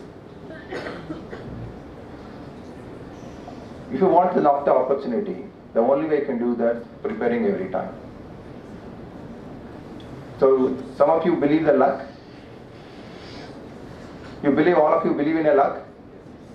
It comes, knocks on your door? No, right? The only way it comes and knocks on your door is when you are prepared for that. And it opens like the magic.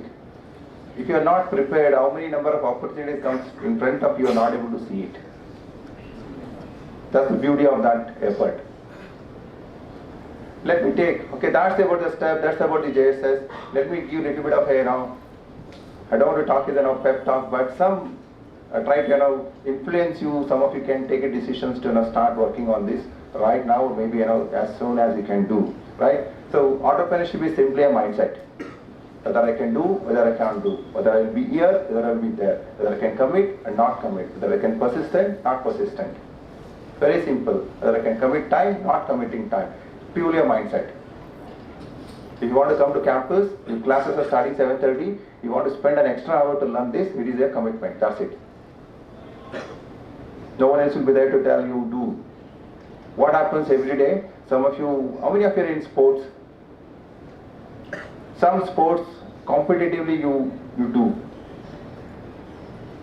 What do you do? Rope skipping. What is that? Rope skipping. Rope skipping. Cricket. Good. Kalina cricket, very interesting. Anyone else? Cricket. This side? Pistol shooting. Okay. Cricket. Any other activity other than sports? Singing, dancing, karate, yoga, music, classical singing. Yes. Know the fact, all of this, in addition to academics, is an influencing factor for your personality development. If you are really good at cricket, I'll tell, cricket was where I learned all the business. Because it's a beautiful game, it gives me everything what I wanted in terms of practicing in a business. It's a team game, correct? So you have to work with a team. And if you are a captain, you need to lead. There's the leadership skills. If you are competing in T20 50 overs matches, you got to practice. Whether you are captain or you are team member, you still got to practice. Look at the mindset. It is same thing everybody, whether you are in yoga doing, classical singer, you all practice and perform. Correct? So those who are not doing anything, and probably you are feeling that I don't require anything because I am too good in studies, probably be out of this context, because you will not last on too long, because you will be feeling the pressure, others will perform better. The learning skills, those who are involved in this kind of intense activity, whether it is a sports, whether it is any, so passionately they love to do it. So they have put themselves into it and they learn this. This space is exactly like that. It's a mindset. Whether you like it or not, if the game is there, you go and watch the cricket, correct? Whether the mom prepares the food or not, class is there, still I finish that, I go and do that. If tomorrow match is there, still I finish 5:30, but there's still half an hour, I go and practice it. Same thing with others. Is it true or not? Yes. This is the same commitment required here. Whether your internals are there or exams are there, if there is a scheduled things in your club, yourself happen to create that, you need to go and do that, attend. So it's a mindset, that's it. So nobody comes and push you. Illa sir, ನನಗೆ ಇದಾಗಲಿಲ್ಲ, ನನಗೆ ಏನೋ reason ಇತ್ತು, ಈ birthday ಇತ್ತು, movie ಇತ್ತು, party ಇತ್ತು. You don't give all the shit reasons for yourself and you do your own interesting things. If this is not interesting, then it's not a part of your activity. This make sure that this is a part of your integral activity. Then only you wanted to give time and start learning into that.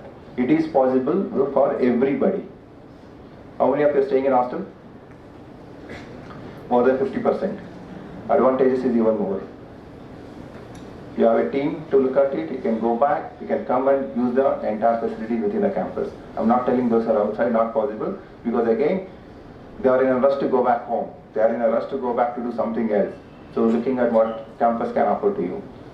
If at all possible, stay in campus. Find an opportunity and find some way, a reason to be in a campus. I don't think you'll get this golden time period where you can spend a time, learn, engage, entertain, everything happens in a campus. It's a purely a mindset and a game. The reason this is what happens in real market is a game. I'll give a lot of examples, maybe those who are interested when you are running the sessions, we'll give a lot of important, interesting stories how the sports person has been converted into an own thing. And 80% of the CEOs of today, they are having this background, either from the sport or from some interesting cultural learnings, because that is the hook or maybe a strength, is they build this mindset. This is a story. You expect your seed to be sprout in few hours? Is it possible? Few days? Some of the seeds, very talented, very brilliant, they are able to do that. Some of them take months, right? Look at one of the nature's story here. The Chinese bamboo tree, if you don't nurture that, if you put the seed today, it takes 4 years before actually you see some small thing coming out on the base. What you do? Assume that you are all 4 years now. The reason I put is exactly the same. You may not be feel that I am doing something in this space. You may not be finding it and I am achieving something in this space. That is exactly the struggle I wanted to go through that. There are possibilities where you are nurturing your skills internally. That struggle, you need to go through that. So after 4 years, look at the speed at which this bamboo tree grows. So bamboo trees takes the first 4 years to grow 3 centimeters. How much? So can you relate all your 4 years now? Only that much. And then, but from the 5th year, they can grow 30 centimeters every day. Possibilities, because you start applying to that.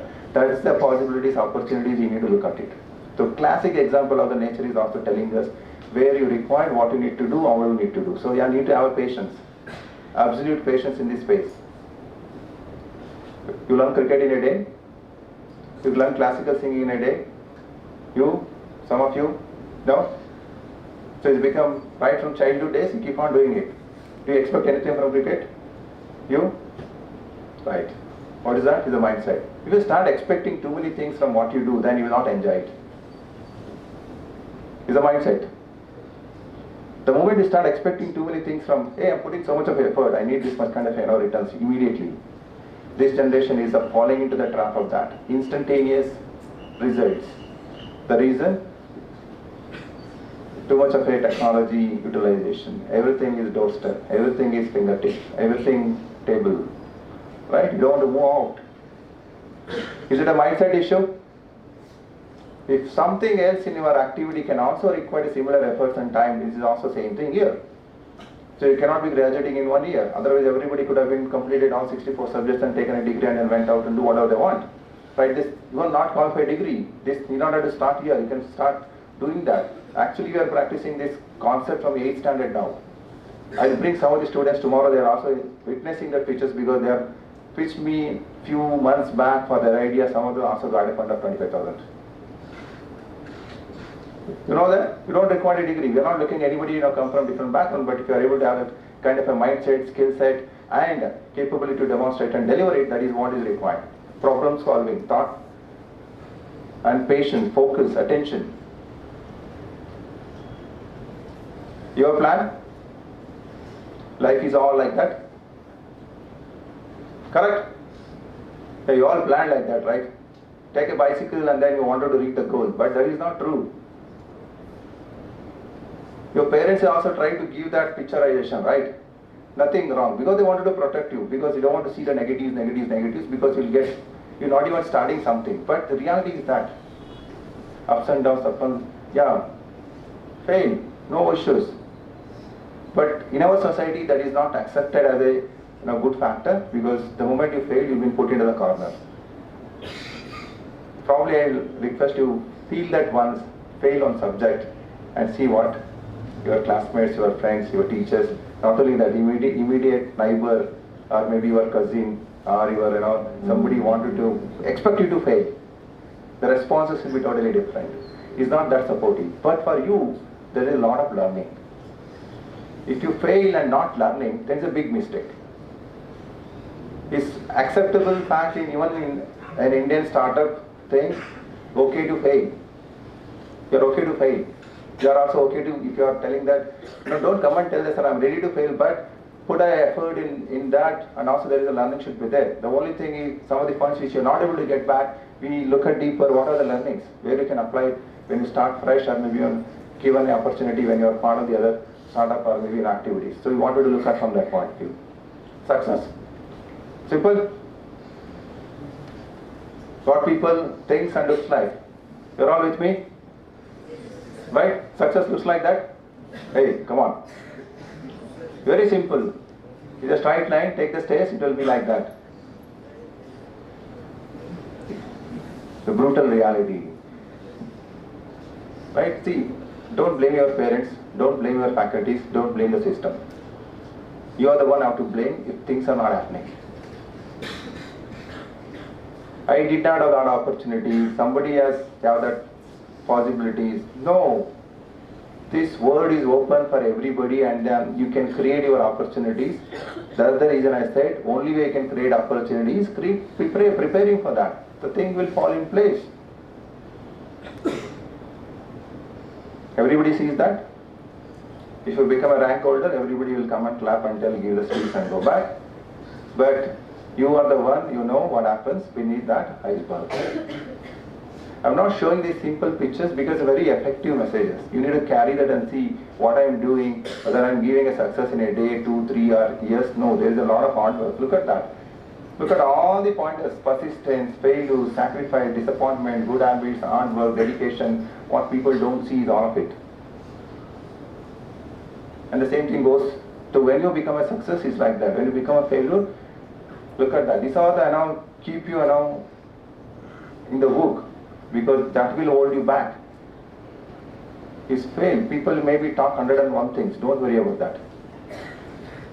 But what you have to gain out of that is a possibility. There are beautiful stories I can share maybe when you do that on our entrepreneurship programs. You can, the very inspirational stories. Quickly, I want to see that education leads to entrepreneurship. It is possible for everybody. It's supposed to enlighten you, engagement you, and encouragement, enhancement. But actually, one thing is coming in the way is this. What is that? So, if education leads to only entertainment, I don't think that is the last part is possible. How many of you are using your mobile for at least to study something? 10%? Right? But 90% of your mobile for what? Be honest and brutal in that. Videos, movies, web series, till midnight. I'm not telling entertainment needs to be a part of your life, but on its own cannot be a life. So please come out with that. Otherwise, this generation will be of the greater risk, where I need to have another session. We started actually detoxing workshops, where you need to leave this habit and overcome focusing, looking at the problem from different point of view. So this is corporates are actually adapting into that.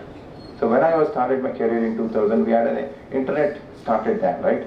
So people, corporate, CEOs are looking, we maybe go and look at a lot of the websites and they blocked it. And 2006 and 7 internet cost has been drastically reduced when we have a mobile phones in our hand. They don't have any control because you have access to each and everything. You can sit and do the stock market look at, you can look at the sports, everything, right? So just look at the advantages there in your hand and how you can consume those things. It's a habit. Be careful about that.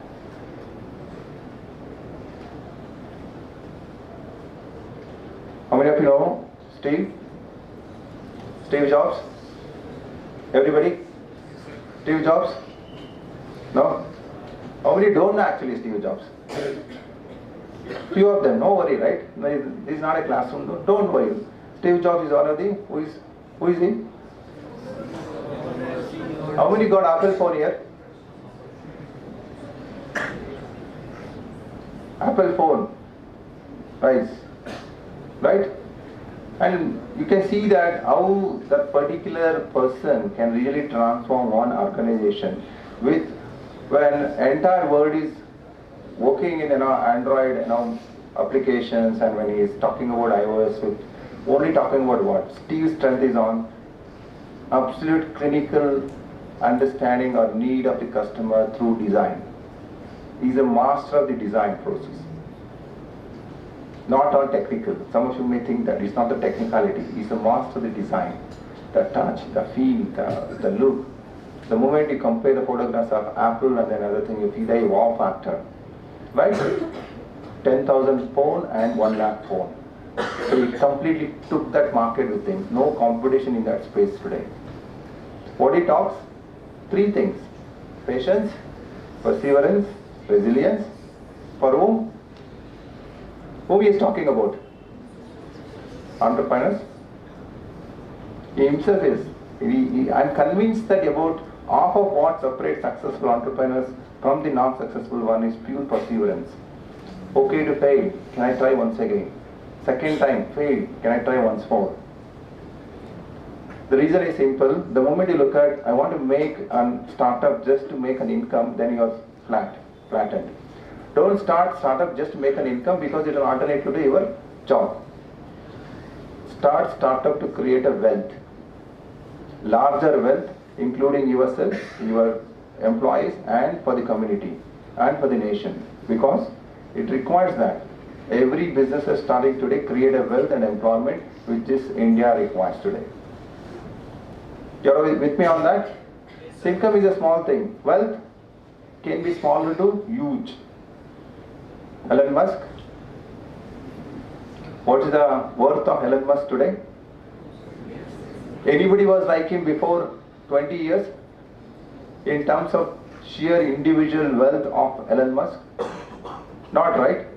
So people think that it is not possible. There are Microsoft of this world, Googles of this world, they could not match their individual wealth to the entire organization wealth today. Possibilities are unfolding. Technology is giving a lot of advantage to everybody. Not only privileged, but including those who are not privileged, also same access, same information, same opportunities landing in front of you. It is up to you how well you prepared and then what you can do with that, it makes the difference. Correct? The same opportunity level. It is an opportunity level. You are playing, come to the world where you are, this opportunity levels is playing very level because the same thing is available to everybody. Can you imagine something, you wanted to fly, what happens? How many have traveled by flight? Right? First time fear when you're traveling a flight, what happens? It passes through cloud, right? To go above the cloud. What happens during that transition? Turbulence, right? Is exactly the same. The moment you pass the turbulence, the higher the ground, the better the clarity, the better the visibility. So that's the simple logic. So that's how you need to, the moment you see the cloud and say I can't pass through that because of turbulence, you don't know the view, what you get, the clarity you get, the speed at that altitude is far better, far clearer will be there, so that you will appreciate that. The turbulence time period is what only need to take care of it. Because I always worried being an engineer there, being a part of that aerospace engineering, especially I know the risk factor. It's not that the takeoff is a problem, it's in the landing. Because during a takeoff, pilot at least have time to control and then maneuver and come back. During a landing is the biggest risk because the kind of amount of load is coming and landing, and even in not missing out chances, the accidents are more. The precision of engineering which I was involved into that is that zero error. Zero error. Aerospace industry operates under zero error. No mistakes. Smallest mistakes in any of the engineering will take the flight away and lives. So most of the accidents what you see across the flights is purely majority of them human error. not the engineering error. Because that's the level of precision in terms of the product, in terms of the manufacturing, in terms of the material, in terms of the data, they have managed it.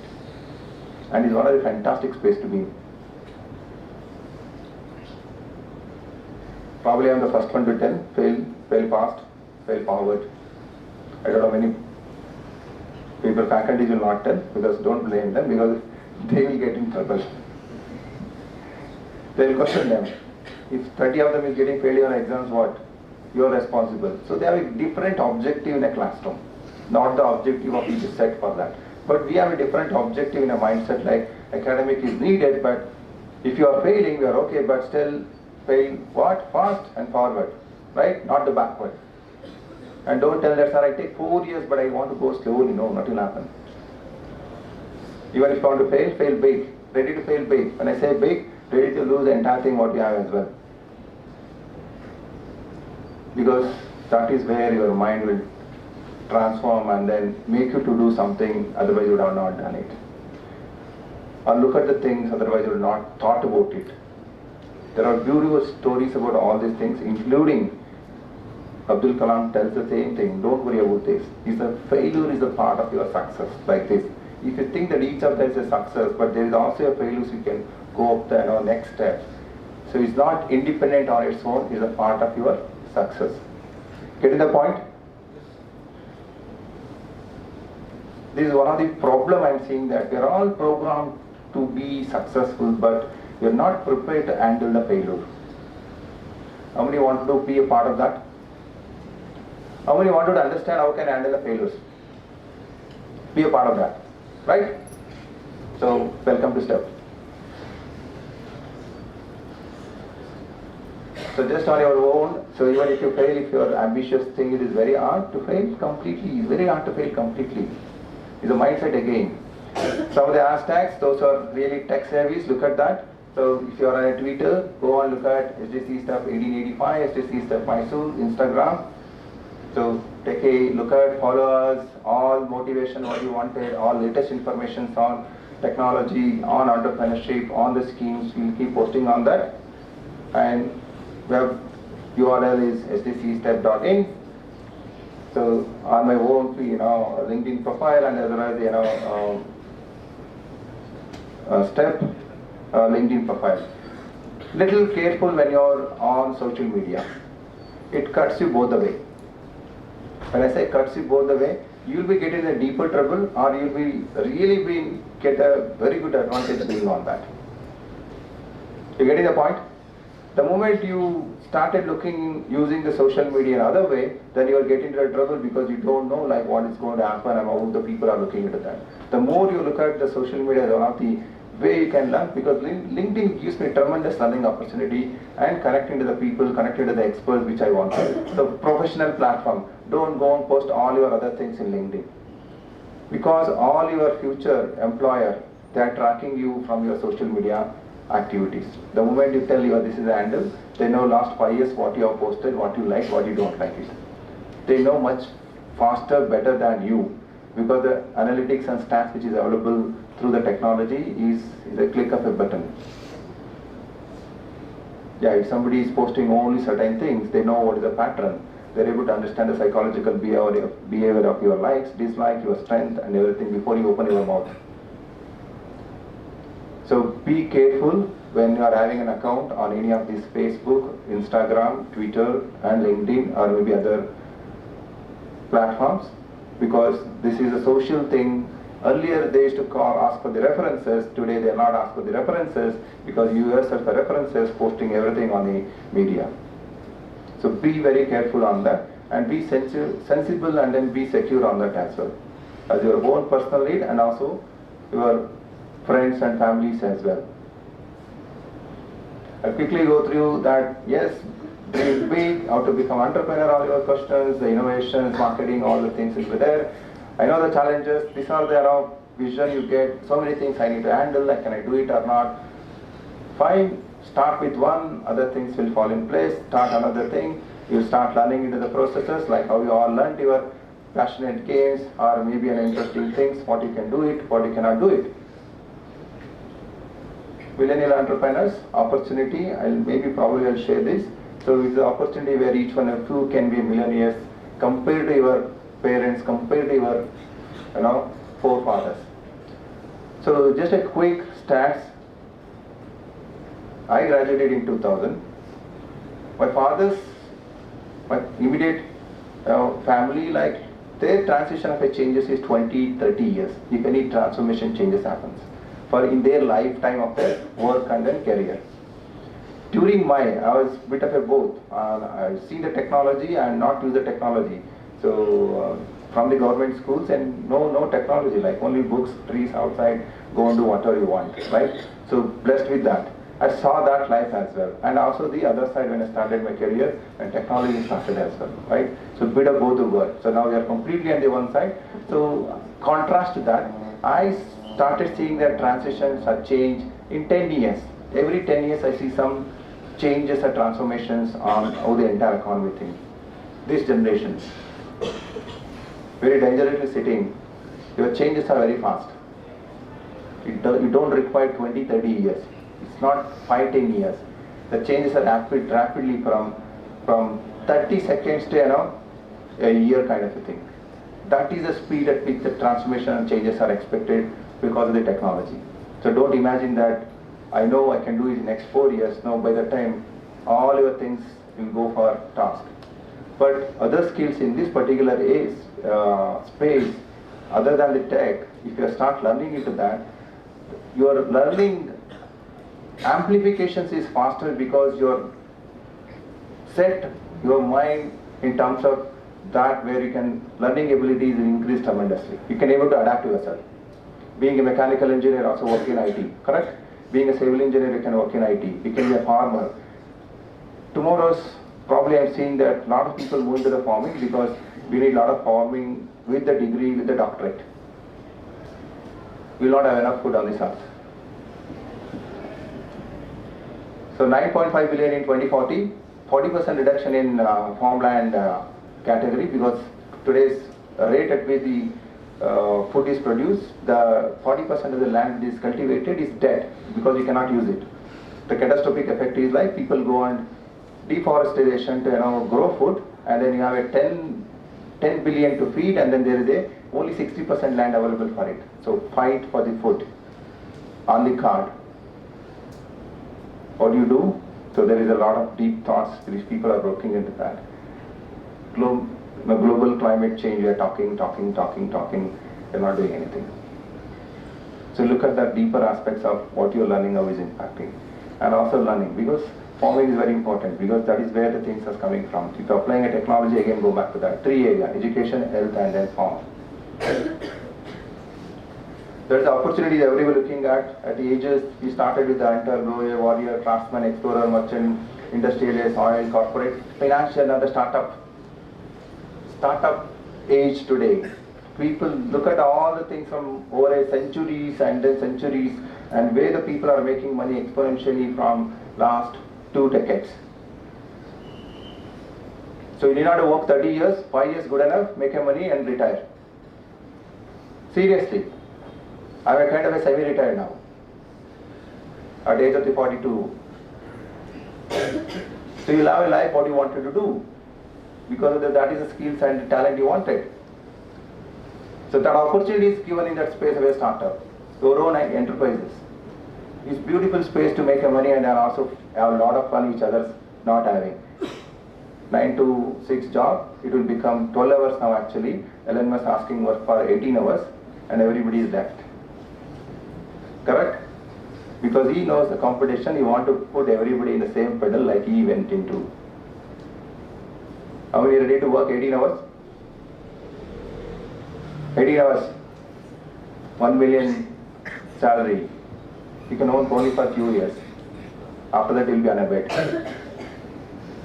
Cascading effect on the other side. I'm not telling that. You might have the capability, but if you are able to manage that, it's fantastic. Otherwise, you end up paying the same amount to the hospitals, to the yoga instructor, to the dietitian, right? You are spending more on that. Otherwise, 3 meals a day without working is possible in this world.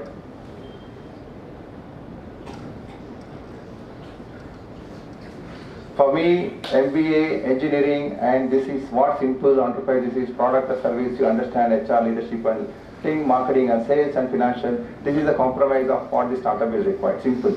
If you are able to do that, we see that all the fundamentals, what you can do and how you can able to do that. This is my MBA for all of you, that's it. If you don't require to do all the MBA, this is fine enough if you are able to understand with the fundamentals itself. Marketing and sales, the overall is operation kind of a thing. So these core skills which are self-awareness, communication, influence and learning agility. Please make a note of that. If these are very specific I'm talking about, if your self-awareness and communication is very, very low, forget about being influencing and learning agility. You are not fit for the job, you are not fit for anything. Right? Please give importance to your communications. I ask you your language.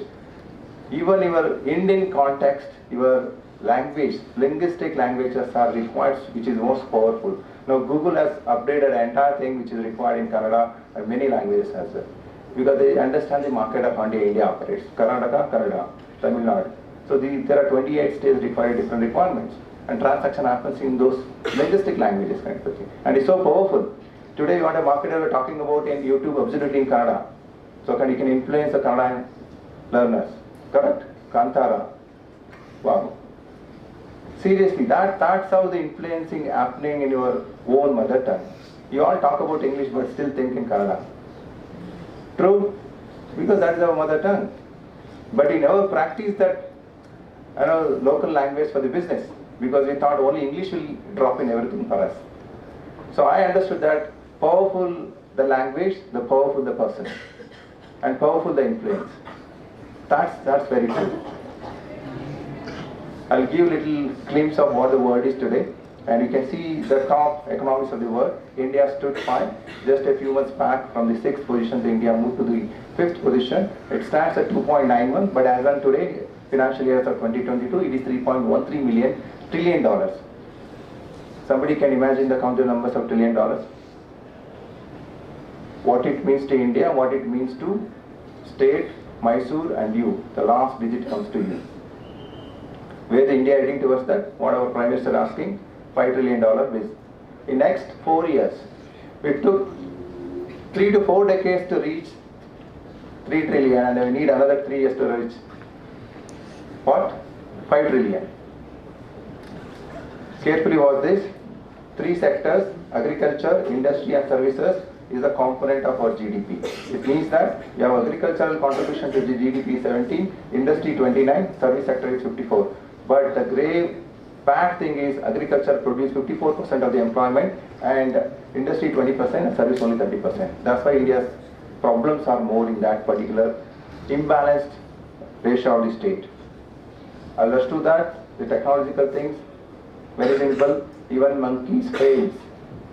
Supposed to be one of the skillful, right? How do they learn? How do they learn? They keep practicing it. So, the timer. This is getting into the era of startup ecosystem. So nothing in nature blooms all year. Be patient with yourself. The future belongs to you. The few of us still willing to get your hands. That. You getting this message? Why I am talking to you? Why I am talking to you? You are all seeds. India what? More entrepreneurs. You want everybody to think in that direction. More potentials on the opportunities are available. A dream does not become reality through the magic. It takes sweat and determination and hard work.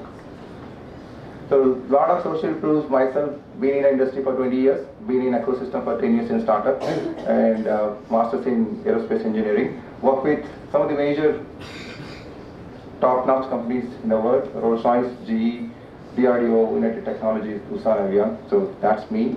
I'll be in a campus in STEP. You can walk in any time to interact, any time to talk to me about innovation, entrepreneurship. So we will be happy to support you. Thank you very much. We'll have a short 5 minutes Q&A. Those who wanted to have some gifts. Okay. Any questions on this for 2 minutes before I move on to this? Sorry? Not this question. Do you have any questions? Anything you wanted to ask before I move on to this?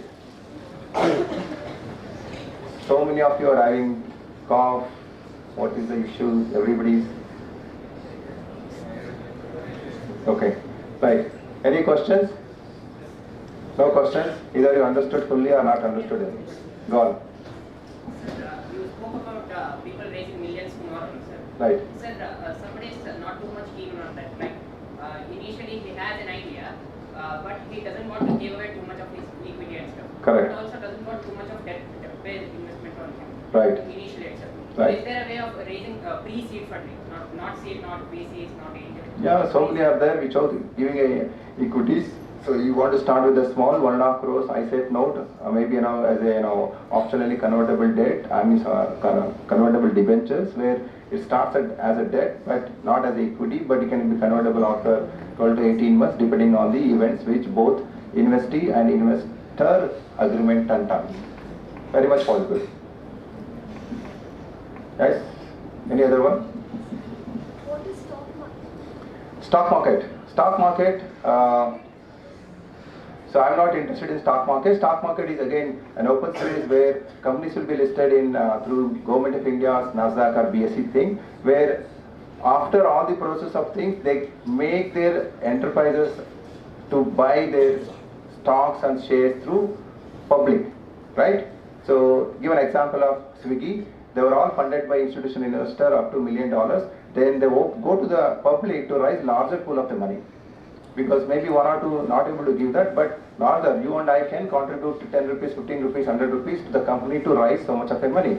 Because expectation is, company is expected to do good in next few years so that my money invested today will give me a better returns than any other financial instruments available in the market. That's it. Next. Sir, what is the difference between shares and stock? Same. No difference, not much of a difference.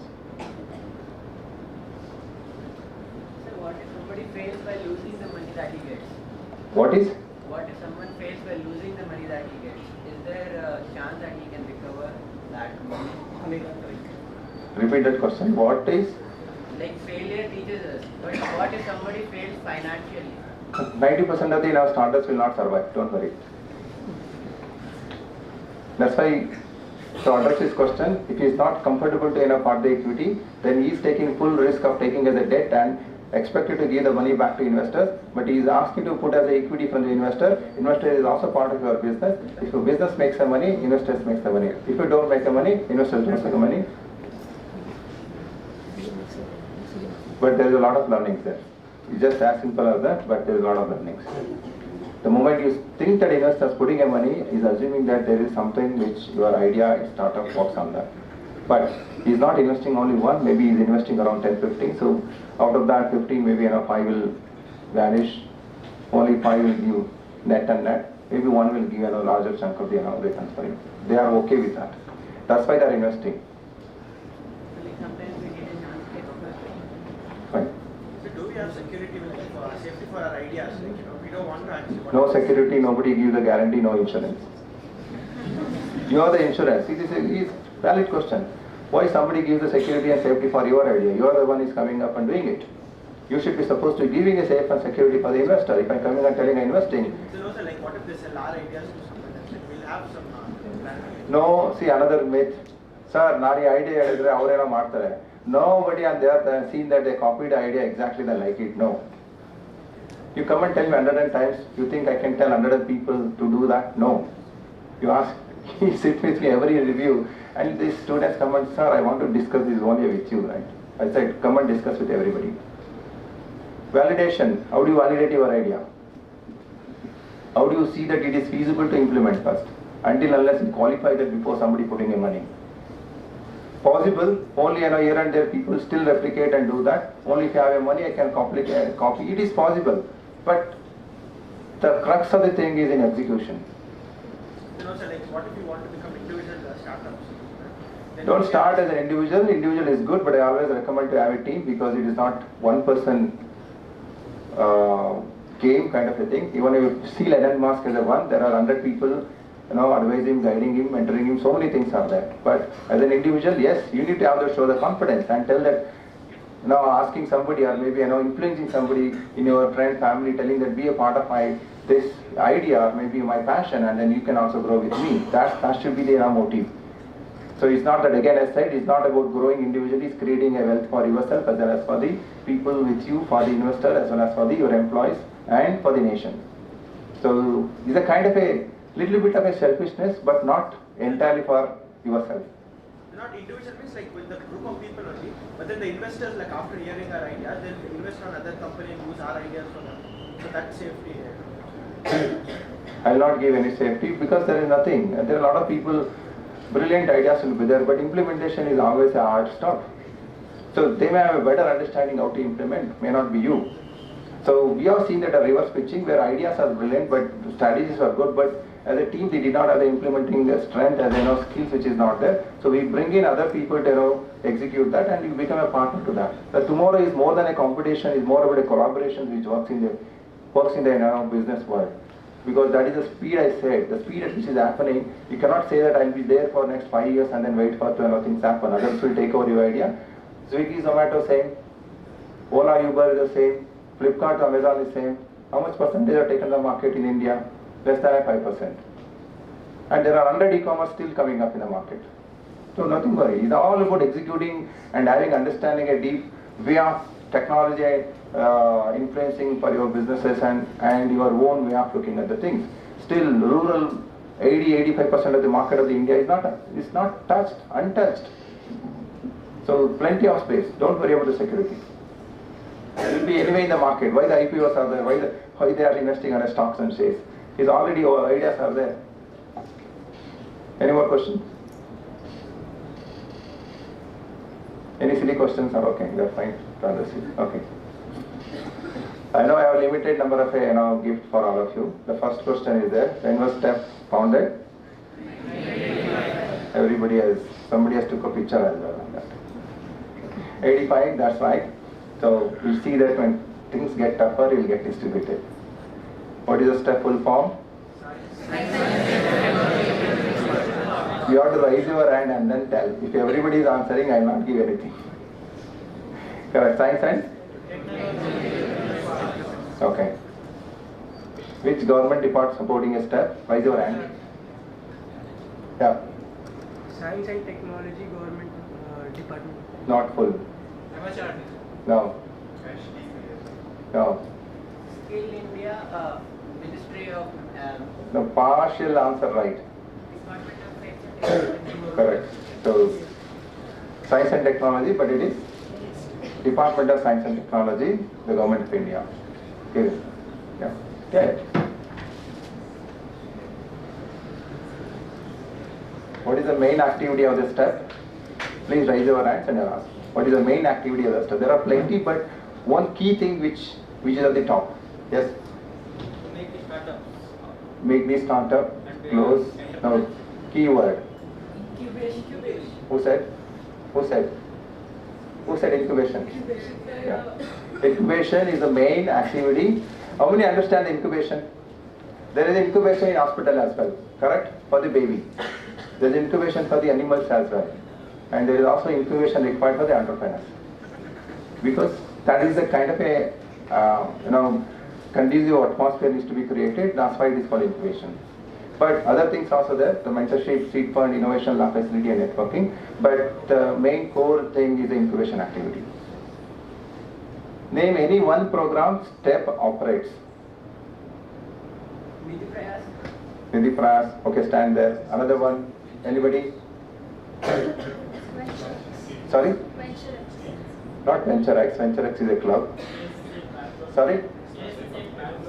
No. Read the quote. Name any one program STEP operates. He said Nidhi Prayas. One program. Sorry? MSME. Right, stand there. Okay, stand there. So give all three of them. So, yes, we operate Startup India Seed Fund, we operate Nidhi Prayas, we operate MSME, Nidhi Accelerator and Seed Fund. Chappale vadirappा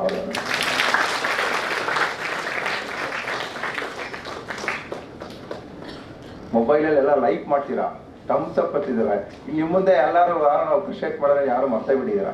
that is again habit become right. ಮೊದಲೆಲ್ಲ ಎತ್ತು ಜನ ಚಪ್ಪಾಳೆ ಹೊಡಿತಾ ಇದ್ದಾರೆ, ಇವಾಗ ಚಪ್ಪಾಳೆನ message ಅಲ್ಲೇ ಹೊಡಿಬಿಡ್ತೀರ and ಎಷ್ಟು like ಬಂದಿದೆ ಅಂತ ನೋಡ್ಬೇಕು. That is a satisfaction. Look at that. Appreciate that you be a part of that happiness just happening in live in front of you. Okay. What entrepreneurship clubs are in campus? One by one. Stand up. IIC stand. Sorry. What is that? No. Sorry. Eastern IIC Innovation Institution Club, VentureX. STEP is not a club, is a center. The one more is there in between. Sorry? Okay. Nine. So, Innovation Institution Council. 9 is another one, and VentureX is all related to the entrepreneurship. So, big them. If your sizes are not matching, just check with Anup. If you want to, exchange or maybe,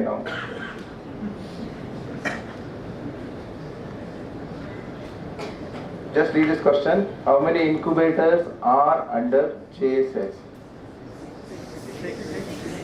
Okay. That guy. Somebody can list that?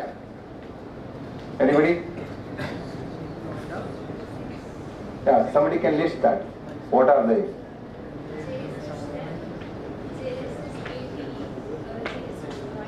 Okay. Right.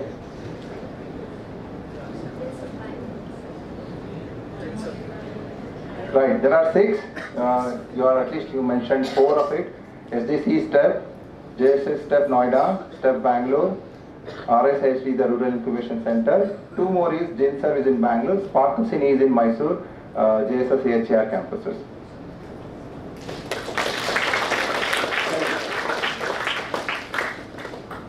What is important for entrepreneur? Only one word. Perseverance. Please stand up. But another one important. Okay.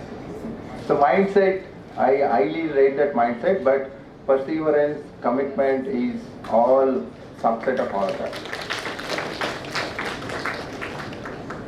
You understand the mindset thought when you're playing cricket, when you're playing and going and doing your yoga or maybe other activities, the same thing is required. Need to percolate. The website of this step. Raise your hand first, don't answer it. Yeah. SDC? Then?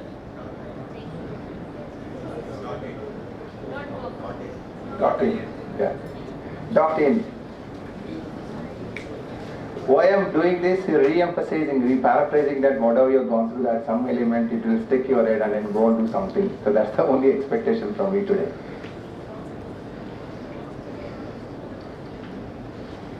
Okay, this is slightly different than that. JSS, yes? Okay, how many of you know that? Can you tell that? JSS stands for what? Right, so many of them just use the one, then you'll say science and technology, science and technology. So this is something we try to connect back to roots and knowing where you are working in. JSS as a brand and JSS as a culture, JSS as a campus. So please make sure that you know some of the basics of it.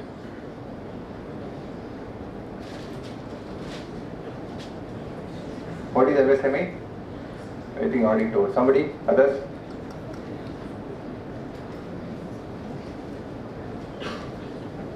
MSME? Medium and small scale manufacturing enterprise. You close enough, but you left one. Just close enough. Any faculties? I'm not troubling you, just asking. You're almost there. One thing you have missed in. You said medium. Small. Mode of manufacturing. You got all the t-shirt first? You want one more? Give it to somebody if you like it. Maybe some of you know this. Okay, those who are not, yes, madam. Internet of Things. Can you give me a little bit where it is applied today?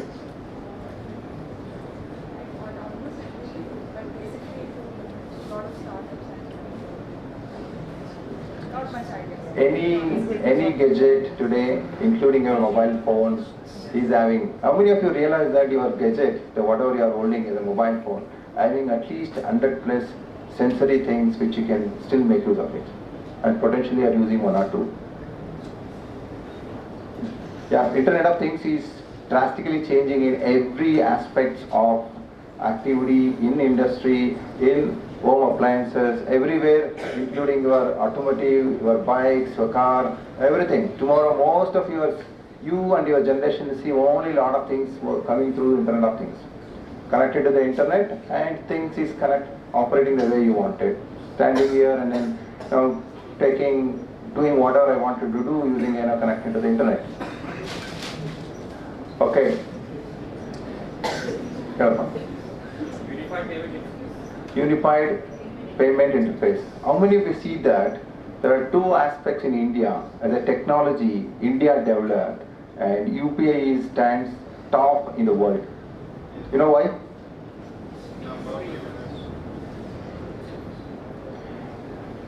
We think that you consumers, even United States, European governments not adapting any of these kind of a payment systems, being in the technology space from last 30-40 years. And within last 5 years, this country has adapted. Chaiwala made it happen for Chaiwala to pay the payment on mobile phone. You're getting my point? Right. I'm just referring to the Honorable Prime Minister. The Chaiwala made possibilities of another Chaiwala to pay and receive the payment through mobile phone without transacting or without exchanging of physical notes. India transforming? Yes, you're all part of it? Yes, appreciate this smaller element. How many of you see that this is a possibility, proud of being an Indian? Especially these are the things which you need to look at it. You just imagine that tremendous opportunities available in India. Just one is just enabling the entire ecosystem through one of the initiative, and it is greatly advantageous to every enterprises. We are not talking Chaiwala as an entrepreneur, right? Please look at that. He is also an entrepreneur. Closely watch that. 60% of our unorganized sector under MSME and unorganized, we have all these street vendors, marketers. They're all small enterprises, very, very small and micro enterprises. We don't give them a tag of CEOs. We don't give them a tag of vice presidents. They don't have a human resource head and department to manage it. They manage everything by themselves.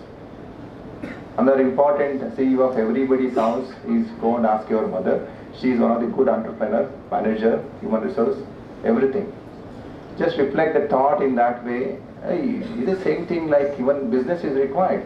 She manages so many things at home. She's able to cook for so many people, managing her time, managing the resources. When I say resources, you are having only small element of income coming in, and then now she's managing it. And also saving it for your future. And there is also a sacrifice. Okay? Don't look at only that. Also the downside of there is a lot of sacrifices. She is missing a lot of and putting her time to giving what she's saying. She'll be happy when you are happy. She'll be happy when the family is happy. Entrepreneurs are no different. They are exactly like mothers. Thank you. Okay? Economy. Duddu ela kaitita idara. Fifth position. What is the value? 2.9 trillion. Where India wanted to be next 3 years? How much you will be contributing to it? Good. Clap yourself. I think you are the one who is going to make it. You are exactly by 2025 the expectation of this country to touch how many? 5 trillion. But the truth is we are already 7 trillion in the market. You know that? Accounted GDP value is what all you are talking. Now we are 3.1 as an financial 2022, but unorganized things which are not even accounting, which is roughly $4 trillion, which I all mentioned, roadside vendors, dabawalas and kirana shops, which is not in a mainstream, which are not even accounting because it is not possible for the government of India to capture that transactional things happening on day-to-day basis. Now it is possible because we have UPI, we have Aadhaar, and we have PAN number, we have bank account, everything is connected, and you are all been getting into the clean and safe economy of India. And you'll be not proud, and don't complain that India is all this.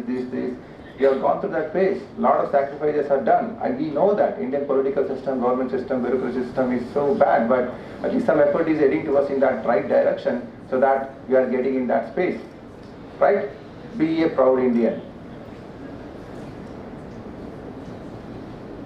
There are 3 elements included in a GDP. What is that? Agriculture, service, and industry. T-shirt arda kodtini. Okay. What is the composition of the GDP? Because why I am touching this point, until unless you understand little negates of this, it's very difficult to understand what I am doing in entrepreneurial things. These are all very important information. Yes.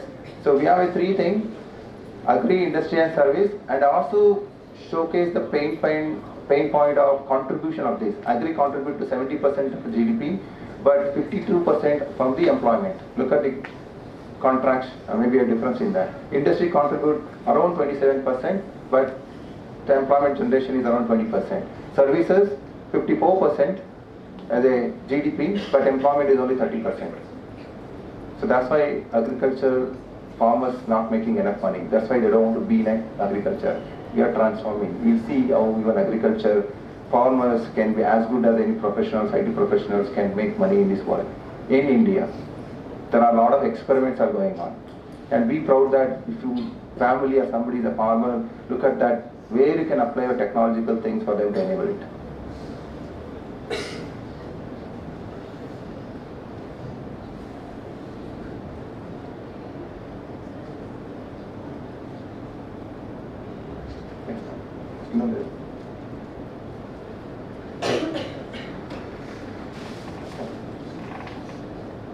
Okay, 15 questions. Thank you very much for being very patient, listening to me.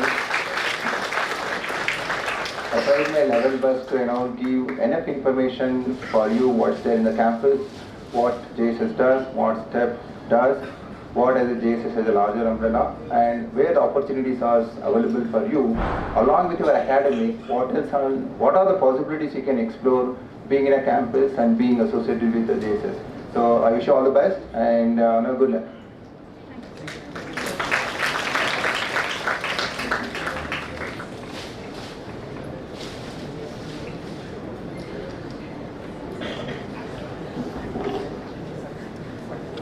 On behalf of students, I would like to thank Shiv Shankar sir for such an informative and interactive session, and also for briefing us about the activities happening on the STEP and also the opportunities that are available to become a successful entrepreneurs. Sir, I wish all these seeds will grow to not into a plant, to a big tree. Thank you very much.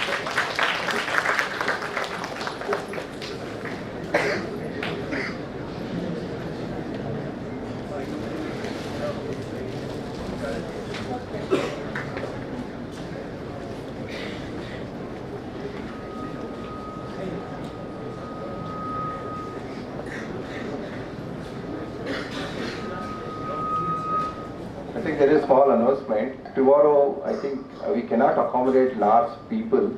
So those who are interested and those who wanted to, take a look at that, you can join tomorrow in the same building in the 3rd floor.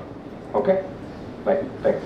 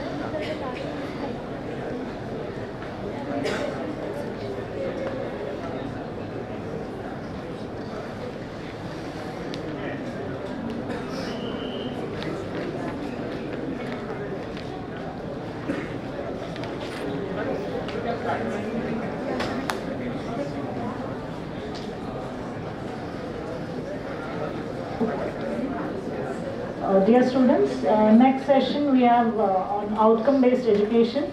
So we have Professor Madhav Prasad P. He is heading the Department of Physics as well as Department of Humanities, and is also the MBA and OBE coordinator of SJC and JSS SNGA.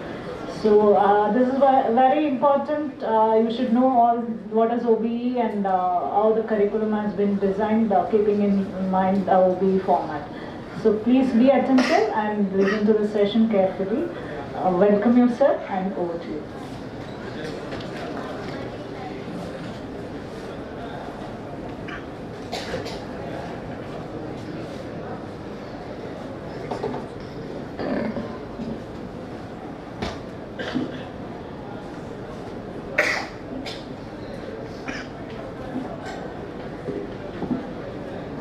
Yeah, very good afternoon to all. So it's almost around 1 p.m. and we're supposed to do this in a hurry. We have to finish this within 20-25 minutes or even 30 minutes. And more about that, if I stretch, then that would be of no use, I know. Even I have also passed your stages and you are almost at the peak now. So hardly, I will try to finish this in 20-25 minutes, okay? So however, we have talked about this in the yesterday's Freshers Day. I just gave you an hint about what about the outcome-based education, how it's implemented and all. So before we go into the detail about the outcome-based education, I just want to show you about the curriculum that we have designed for you.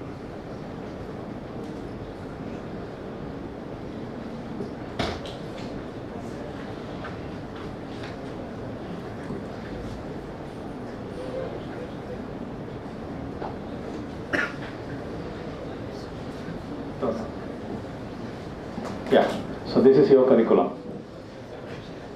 So from Monday you will be visiting the digital library, and also you will be given a hard copy of a syllabus and scheme. On the very first sheet you will see this, the scheme and teaching. The scheme of teaching and examination for first semester BE 2022. This is the physics cycle, and we have for chemistry cycle.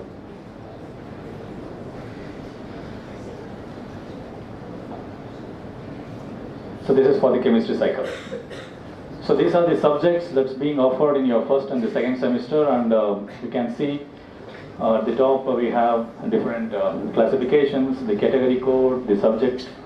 Here we call the subject as course, and the corresponding teaching departments, and also how many contact hours you will be undergoing per subject, and what are the credits allotted. And next to that, the very last thing that's very important, the marks allotted. CAE, SE and total. So why you want to show this is, there are certain aspects which you want to look into that and you have to concentrate on that. Those are the things which have been developed keeping the OB in my perspective. So in our perspective, sorry, the JSS perspective. So there in the category code we have mentioned BSc, ESc, AEC and HSMC. So those stands for the basic science courses, the engineering science courses, humanities, social science, management courses, and then ability enhancement courses. Okay, different categories. As a part of university which we have, where we have inculcated the OB practices, it's a mandatory for us to include other than the engineering and science courses like ability enhancement, humanities, social science, management. Okay, so these are the mandatory inclusions. So this is about the scheme and the scheme that you will be undergoing in your first and second semester. So the total marks and all you will get to know once you download the syllabus and take the hard copy of the syllabus. So this is what you see when you look into the syllabus. At the very top of the syllabus sheet, you will see a table like this. So this table represents the entire description about that particular course which you will be undergoing. The course title, which type, whether BSc, ESc, that's what I was telling about in the previous slide, the engineering, science and all. What's very important is the right bottom end. The marks split up. Assessment in weightage and marks. This is very important. The CAE assessment, the SCE assessment, the weightage is 40-60. It was not there till the last year. It was 50-50. From this semester, it is 40-60. And the minimum marks that you are supposed to score, that is 50 in the CAE to gain the eligibility and 25 in the SCE to be awarded a grade. Otherwise, you will be detained. Okay, sir? So that you have to concentrate. So this is the evaluation scheme. So before I talk about the philosophical fact of the OB, I want you to look into the scheme. Why? Because these are the outcomes of what outcome-based education intend to. Here, in the evaluation scheme, one can see the continuous internal evaluation that we used to have in our semester will be assessed through 3 events. We call it as CI1, CI2 and CI3. The CI1 and CI3 are the internal tests which will be conducted on the 7th and the 13th week of your semester. And the event 2, CI2 or event, it will be conducted in the 10th week. Okay. So since the OB practices tells us it should be an assessment which is skill based. So we will be fixing that one particular event which is CI2 as a skill based assessment. So where you will be evaluated with respect to your skills, what skills you have. It's not necessary that we should force you to have certain skill. It is that you will be deciding what type of skill to be tested in you, in what way. If you have any acquisition of knowledge in any perspective and you want us to how to evaluate you, that you will be deciding. Okay, so for that we have given some examples over there. So we can have seminars, we can have technical talks, or we can have case studies, hands-on activity, mini projects, SkyTech activity, or even the data analysis. So we already have acquired a certain knowledge about certain facts, scientific facts. If not the scientific facts, at least the data facts. So you can discuss about that. You can include or you can attach that to the present scenario, the present subjects, and then you can deal with it. So it's a skill-based assessment that you will be having. So the choice is up to you. So what you want us to do with respect to your assessment, it will be decided by you. If a group comes and tells, sir, as a group, we will be doing the mini projects, then we will give you the mini projects and we will access in that accord. If some group comes and says, sir, we will stick to the seminars, then we will fix this seminar, and for your own topic, which is relevant to the syllabus, we will allow. So you have to prepare the slides, you have to talk about its fundamentals, and then the recent trends, and also the applications, everything. Or if you want to stick to the hands-on activity, so we can allot an hands-on activity in the field that is relevant with respect to the curriculum. So this is regarding the semester end examination. So the semester end examination and all we get to know so in detail about that. So tomorrow, however, you are having the talk on the examination aspects from the examination center of the JSS STU. So I will not touch much upon this. So I will just proceed. So 60 marks on SCE, 50, 40 CA. So this is regarding. So this is the pattern of the question paper. SC pattern we call. So I want you to concentrate on certain abbreviations that's written on there. Question number. Next to that we have something called CO. We call it as course outcome. Next to that we have CD. We call it as cognitive domain. Next to that we have PI, performance indicator. Next question, and then the marks allotted. Okay, so these are the OB parameters: the course outcome, the performance indicator, and then the cognitive domains. So we will be having the questions on these aspects. So these are the parameters which are the outcome of OB, the outcome-based education. We have included that. So this is not just the traditional way that we used to have the question paper. Not every question will be like explain or discuss, only illustrate. It will be application oriented, it will be analysis oriented, or it even will be evaluation oriented. Okay, so depending on what type of course that you have undergone, what sort of contents were there in that particular course, based on that, the question paper and the left-hand columns, that is CO, PI and CD, will be fixed. Okay, so there are certain types of courses which, what I can say, the basic science courses, engineering science courses, will be touching upon different aspects of CO and CD, and also the different performance indicators. So they will not stand for only one thing, they will stand for different aspects, as I told. Performance, an indicator, that means you having an ability to explain a certain facts is one performance indicator. If you are unable to explain, but if you have an experimental skill of demonstrating it, then the performance indicator will change. The indicator states you have an experimental skill. If you don't have those two, but you know what are all the problems that may arise with respect to something or an experiment, and you can analyze the future part of it, then you have an ability of analyzing the aspects. Okay, so based on this, the performance indicator will be fixed. So based on your performance indicator, you will be grouped whether you are good in this or good in that or good in the application part. So you by yourself grouping into one particular category. Are you good in remembering the concepts? Are you good in the understanding the concepts? Or applying the concepts or analyzing the concepts are very much important. First, better to know about ourselves. Then we can apply ourselves to the various fields while doing the jobs. Okay? So that is the intention of we adopting the outcome-based education. The reason being, the traditional system is losing its relevance. So no more in future the exams will have the weightage. Okay? It is the way that you will be accessed gains more weightage than accumulation of the marks through an examination. So we proceed further. So you know this guy? Who is this? Usain Bolt. So at the peak of his life, he had won almost all tournaments. Still today, his records are unbeaten. And you know that he is the fastest man alive on the earth. Okay? So during his peak time, he is from a very small village from Jamaica. So he had put up a academy for the beginners, and that academy name was some so-and-so Jamaican race club or something like that. The tagline for that academy was "Learn to Win." Okay, so then every evening he used to visit the academy. He used to see how the trainers being trained in his academy.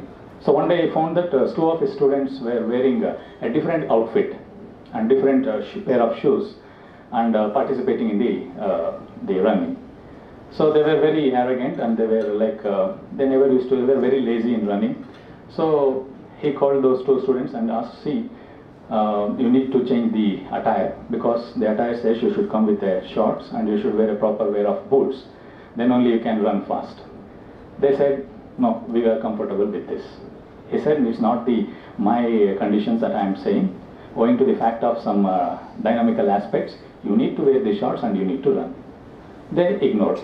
Again, they started with the same outfit. They were having a tight pants, very randomly stitched shoes. They used to run. So one day, Usain Bolt thought, what might be wrong with these two guys? Why they are not listening to me? Why they still want to run? Even if I am scolding them, even if I am asking them not to come to the academy if they don't follow the rules, why they still coming? So one day he followed these two guys. He followed till their house. Then he found that they are from a very poor and deprived family. He went inside the house. That time the students were changing the dresses. Then he saw that when they removed their pants, they were half paralyzed. And when they removed the shoes, half of their foot wasn't there. It was cut. Then he realized. Then he came back. And then he named the academy as Learn to Run. First, gain the skill to survive. First, gain the skill to survive. Then one day, definitely will win. Unless you gain what is required by your immediate surrounding, what's the point of surviving? Okay? Unless you survive, once you know how to survive, then you will get to know how to win. Okay? It's not always achieving the success. It's also surviving in the present era. Okay? So you need to have, or you need to achieve those skills to survive first. Then the skill will improvise. Based on your experience, your skill will improvise. Obviously, at the end of the day, you will win. But don't aim always to win. First, aim to achieve the skill. Stage by stage, you need to give. So that is the philosophy behind this outcome-based education. It's not always about scoring high marks or taking a high salary packages. It's also about becoming an entrepreneur. It's also about addressing the societal needs immediately when you graduate. Not to work in the great companies, it's also about starting your own entrepreneurships so that you should cater to the need of the society. Okay? So we move. So the outcome-based education, it starts with the philosophy. As I told, in life, what is important? Is it the destination or the journey? Or playing or winning? Or even studying or giving exams? This is the philosophical background behind the outcome-based education. What's important? Is it the destination or the journey? Journey. Then playing or winning? Winning. Then studying or giving exams? Obviously. So this is the philosophy of the outcome-based education. I will not much stress on these points. Why? Because I don't have much time. So, in any education system, this is the basic fundamental structure of an education system. There will be an input to the system happening within the system, and then the output of the system. The input to the system, you get into a system because it's a good college. How we define? It's a good college. Good infrastructure. Okay, good curriculum. So infrastructure and curriculum is controlled by the management, and then what's happening with the system. So you will check with the placements, you will check with the results, you will check with the how the teachers are. So organizing and delivery of education, which is controlled by the teachers, teacher fraternity. Then the output of the system. What comes out of it? How you are placing? Where you are placing? Are there any entrepreneurs out of it? Are there any internships which helps the students to continue their education? Are there any financial assistantships to attain the cross degrees in other countries or other well-known universities? So that is the output of the system. So this outcome-based education concentrates on that third point, that is the output of the system. Okay? So if we compare the normal education and the outcome-based education, which is OB, which is written over there, the OB weighs a lot. The reason being, one more thing being added there. On the left hand, you can see there is a teaching, of course, and then the knowledge. On the right hand side, there is a curriculum and the assessment. Over to that, learning, and over to that, skills and values. In the normal traditional education system, what we used to do, first we used to set the infrastructure, then the syllabus, and then the students used to come, study, excel in the examination, and then the placement. But the outcome-based education is the reverse of it. First, we will try to address what is necessary. What is necessary in the society, the immediate surrounding. So this is Mysore. What do we have around Mysore? What type of companies we have? What type of shortcomings we have? And what industry needs? What a market needs? So we will address this first. Then we will frame the vision and the mission of the course. Then we will frame the educational objectives. Then we will frame the course outcome. That means first we will address what is required, then dropping down till the content of the course, we will decide what it should be and how it should be and how it should be assessed. So normal tradition system, it is a bottom-up approach. Frame a syllabus, then the remaining. But the outcome-based education is a top-down approach. First assess or first address what is required. First address what is required. And for that requirement, what skill you are supposed to have. Then for that skill to have, what educational objectives has to be written. If you want to excel in Python, then much of the Python syllabus should be there. Then what's the matter of, if you study a lot about C programming and if the market requires Python, at the end you will be nowhere. So what market needs, to that you need to address. So this is the top-down approach. So that is the advantage of this outcome-based education. And this outcome-based education, as I told, the market will keep on changing, and obviously simultaneously our curriculum will keep on changing. Okay, probably the next year itself we may change the syllabus, or next year itself we may change the curriculum to some extent, not to the greater extent, to some extent we do. Why? Because the market is simultaneously changing. So that is the very advantageous point of the outcome-based education. Right now what is required by your batch, so we will address that. So this outcome-based education is formulated first by the educational psychologist, Dr. William Spaddy. So outcome-based education have two stages. One is the skill-based assessment, mainly the skill-based assessment. The another one is continuous quality improvement. So continuous quality improvement, just what I said. This is a board, the continuous quality improvement, which will be stated in the university, which will rigorously check how the industry is required, what are all the skills are required by the industry and the market, and how simultaneously our curriculum needs to be changed. So this continuous quality improvement will do that. Simultaneously, the curriculum will be designed in such a way that the skill-based assessment should be inculcated in your syllabus. Okay, so certain syllabus will be there and certain assessments will be there, and through that you will definitely gain the experimental, the conceptual knowledge, factual knowledge, or multi-domain knowledge. All this you will gain. So with respect to the skill-based assessment, there will be a flexible time frame. So that is the outcome-based education. The outcome-based education tells that you have to attain what you are intended to. That means know your target before you start a journey. Once you start a journey, you have to reach the target. No matter how much time you take, and no matter that means how many subjects you have failed, you have to attain at the end the degree and certain skills that you have intended to. Okay, so that is the only main feature of this outcome based. Nowhere in between you should discontinue a thing. So you may say, sir, I'm stressed out of certain concepts, I'm stressed out of a certain process of being assessed. Then you can go for another option. If you are not interested in the examination, writing the answers, you can go for quizzes.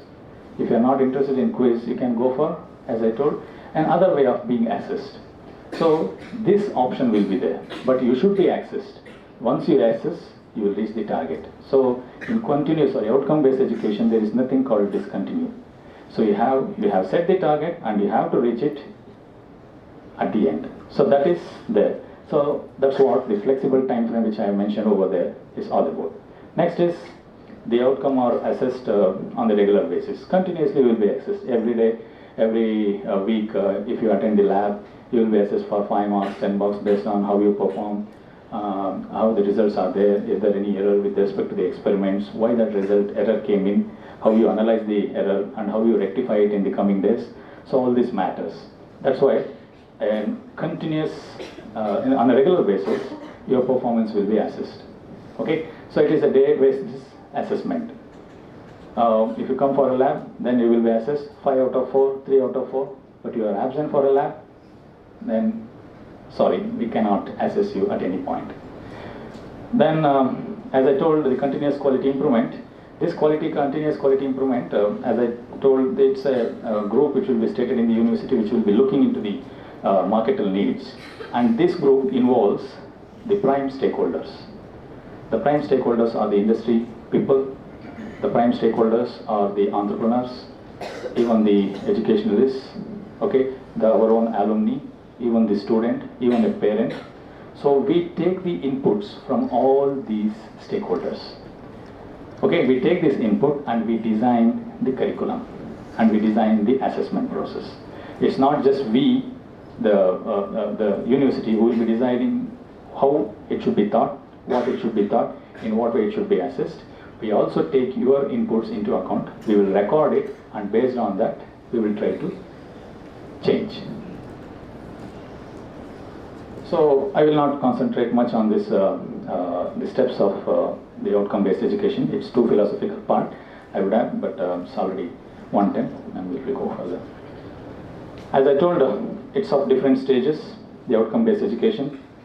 So first, try to know the market. The market stands for the society, industry, corporate, the governing bodies, the private sector and the infrastructure. First, try to know about your Mysore. Okay, what's around Mysore? What sort of companies you have Mysore? What exactly Mysore needs? First, try to know about that. Then, try to get into the colleges which are in Mysore. Okay, then go for a curriculum. So you cannot sit in Kenya and try to aim for an aeronautical engineering. You cannot sit inside a Thar desert and try to aim for or try to become a computer science engineer. What Thar requires is a water technology. What Kenya requires is a food and nutrition. What Uganda requires is a social reform. What your surrounding require, that is important. You cannot aim always being in JC. You cannot aim probably after 2 years I will be in Boston doing my MS. No. What's the point of having an education if you are not addressing your own people, your own problems, okay, your own surroundings? First, try to address it. So that is the outcome-based education. The outcome-based education tells when you are addressing your own surroundings, a day will come there where you will be addressing the entire global. You will be addressing the entire global. That's the difference between we and Chinese. The Chinese people, they will never have a market in their mind about others. First, they will concentrate on their surroundings. Later, the scope will spread. Okay? Even if you check your pocket or if you check your bag, 3 to 4 Chinese item products will be there, definitely. Even if you are wearing this or wearing a watch made of China, they tried first to mind their surroundings. Later it went on like this. Now, without a China product, it's like we cannot live at all. We are domestically so dependent on the Chinese product that in one way or the other, we need to use a Chinese product. Otherwise, we will feel like, oh, where are we? Okay? So try to mind your surroundings. Address your surroundings first. Address your societal needs. Then a day will come where you will be globally known. So then the outcome we will fix. First we will know the market. Then we will see if the market requires a Python-oriented financier. Then let us design the curriculum in that manner. A program educational objective will be written in that manner. A program outcome will be written in that manner. Course outcome will be written in that manner. And a content will be designed in that manner. And how to assess that content? Do we give a programming, or do we give a science competition, or do we give examinations, or do we do the Viva or something like that? So the assessment will also change. So once the outcome and assessment are addressed, obviously, so this is a top-down approach. So we will see the market, and finally we come down to how the content of the syllabus should be. This is outcome-based education, and this we are following from past 4 years, and even the scheme which is being changed for your from your academic year for you people, the same OB parameters are involved. So this is the OB life cycle. Just I will explain. Plan, do, check, act. Plan means plan the curriculum, then run the curriculum, check the curriculum through examinations and other assessment point, and then act. If there are any shortcomings, we will take the feedback. If you say, sir, the syllabus is too high, the syllabus is not so friendly, to our level it is too high, or like that, then we will try to correct it, and then we will try to adjust that. Okay? It's not always a teacher-centric, it is student-centric. The outcome-based education is a student-centric education system. We do have other forms of the education system. One is mastery-based, and another one is the competency-based. But this is outcome-based. The mastery-based and competency-based it's not for the country like India, because the Indian market or the Indian finance, just now the sir was talking, it's mainly dependent on the knowledge and the skill. Okay, it's mainly dependent on knowledge and the skill. So hence, outcome-based education is the only option over the mastery-based education and competency-based education. Okay, so 3 forms are there: mastery-based, competency-based, outcome-based. But we are having outcome-based because India, that's the only alternate that we can look of. So this is the structure. So this you need to understand. In every curriculum book you see this diagram. If not the diagram, at least the stages. It's a top-down approach. but the implementation is bottom up. First, we will frame the syllabus and we will frame course outcomes. Okay, course outcomes are not something but, like I will explain, what we are expecting out of a student if a concept being taught to you. Over the course outcome, we have a program outcomes. We call it as graduate attributes. So the National Board of Accreditation, with the consulting the MHRD, the Ministry of Human Resource, and also the Educational Ministry, they have framed 12 program outcomes, 12 different classifications of outcomes.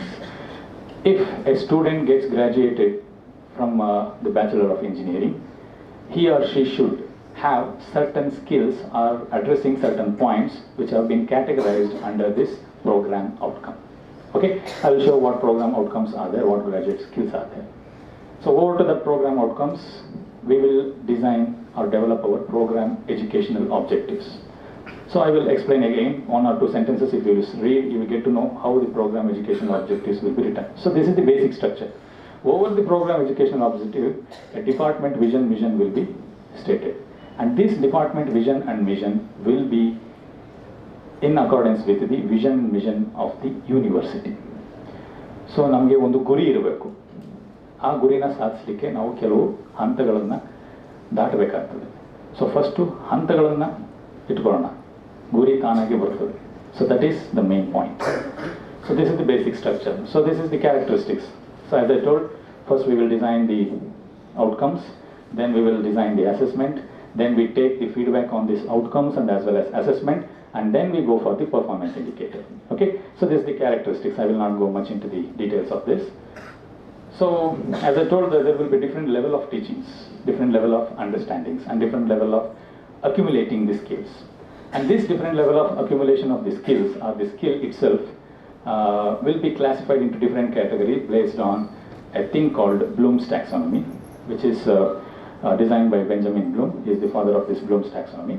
So this Bloom's taxonomy, it is been framed, and this has been it's a term which has been it's a terminology like a word. So this has been defined just to promote the high level of learning, just to promote the high level. So you cannot always have read or study only the fundamentals. You should also study the application part of it, and also you should study in such a way that you should create something out of it. So these different levels have been classified in accordance to the knowledge that you accumulate out of a concept into different categories. So that has been defined well in the Bloom's taxonomy. How the Bloom's taxonomy looks like, I will show the next slide. So this is the Bloom's taxonomy. So this is very, very, very important. Okay, so the hierarchy is from bottom to the top. First is remembering, the second one is the understanding, third one applying, fourth analysis, third, fifth evaluating, and sixth creating. So this is the different level from bottom to top. Hierarchy starts from remembering till the creating. So you will be having subjects addressing to these cognitive domains. So we call each of them as cognitive domains.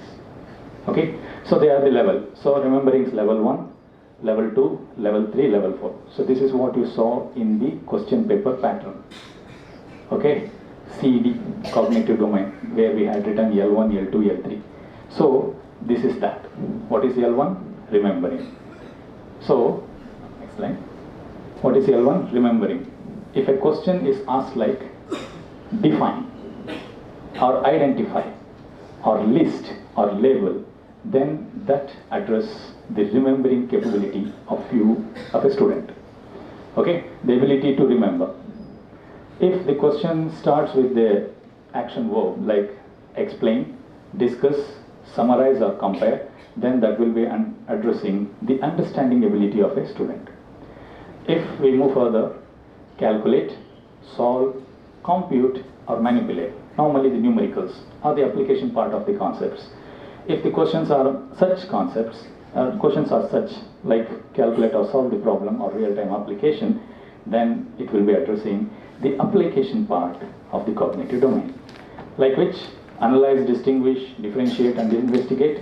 So this is the analyze part. Then argue, conclude, critique, justify, test, the evaluating part, and the last one is design, produce, construct and invent. Normally, most of your syllabus, most of the courses that you will study from the first year till the last year may address max to max the level 4. The level 5 and level 6 will be only after when you graduate. Okay? When you become an entrepreneur, then you will be creating something. Being a student, you cannot create. But there are some students, there are a few, the good minds or the great minds, who will be looking for the patents, who will be filing the patents. For them, the last level is applicable, creative. Who will be good in critique, analyzing or comparing two technologies and coming with a new technology. So this app is that, Zomato app is this, then the another app is this, there is a shortcoming in this app, there is another shortcoming in this app. I will address this app, then that is analyzing. Okay, so if you have such skills in you, then only you will be addressing the last two cognitive domains, unless you will be addressing only these 4. If you are just taking up the examination up to the level 4, you will be evaluated or assessed. So this is the cognitive domain. So one such way of addressing the cognitive domain, just take a Python language. So we have defined different course outcomes. The first one says, interpret the fundamental Python syntax and semantics and be fluent in the use of Python control flow statements. That means here, you will accumulate the knowledge, and if a question arises on this, and you will be disseminating the knowledge. So the level of cognitive domain is only understanding, that is level 2. Similarly, I will go to the third one. Determine the methods to create and manipulate Python programs by utilizing the data structures like lists, dictionaries, tuples and sets. So here, you already have the knowledge, but you are applying them. So when you are applying it, then you will be addressing the third cognitive domain, that is L3. Okay, like this, every courses will have its own outcome based on the content which are already there in the syllabus. Okay, now this is the hierarchy of Bloom's taxonomy. It stands from lower to the higher. On the left hand, you can see remembering, understanding, applying, and it goes further like analysis, evaluating and creating. On the bottom, you can see lower order level. That means most of your fundamental courses are introductory courses like Introduction to C Programming, Physics, Chemistry, Maths. They are fundamental courses. They will be addressing max to max only level 3, that is applying. Further, they cannot address. If you want a certain course to be addressed level 4 and 5, then you need to look for the courses in the higher semesters, almost your 7th or 8th semester. Okay, so the last one is, as I told, unless you have a patent, unless you are graduate, you may not answering or addressing that particular domain. So why Bloom? Because when I come to class, I need to have an objective. Simply I cannot come to class and say, so this is there, I will discuss this, you just listen to this. No. When I come to the class, I will prepare in a way that if I tell about this, if I explain about this, how they gain the knowledge. And if they gain the knowledge, how they apply that knowledge and where they apply the knowledge. That means I need to have an objective before we come to the class. Okay, we need to have an objective before coming to the class. That is the basic motto of we following the Bloom's taxonomy. If my objective is clear, then obviously I can expect an outcome from you. Unless a teacher can have an objective, we cannot expect any outcome from a student. So that is why a Bloom's taxonomy is very much essential in our assessment process.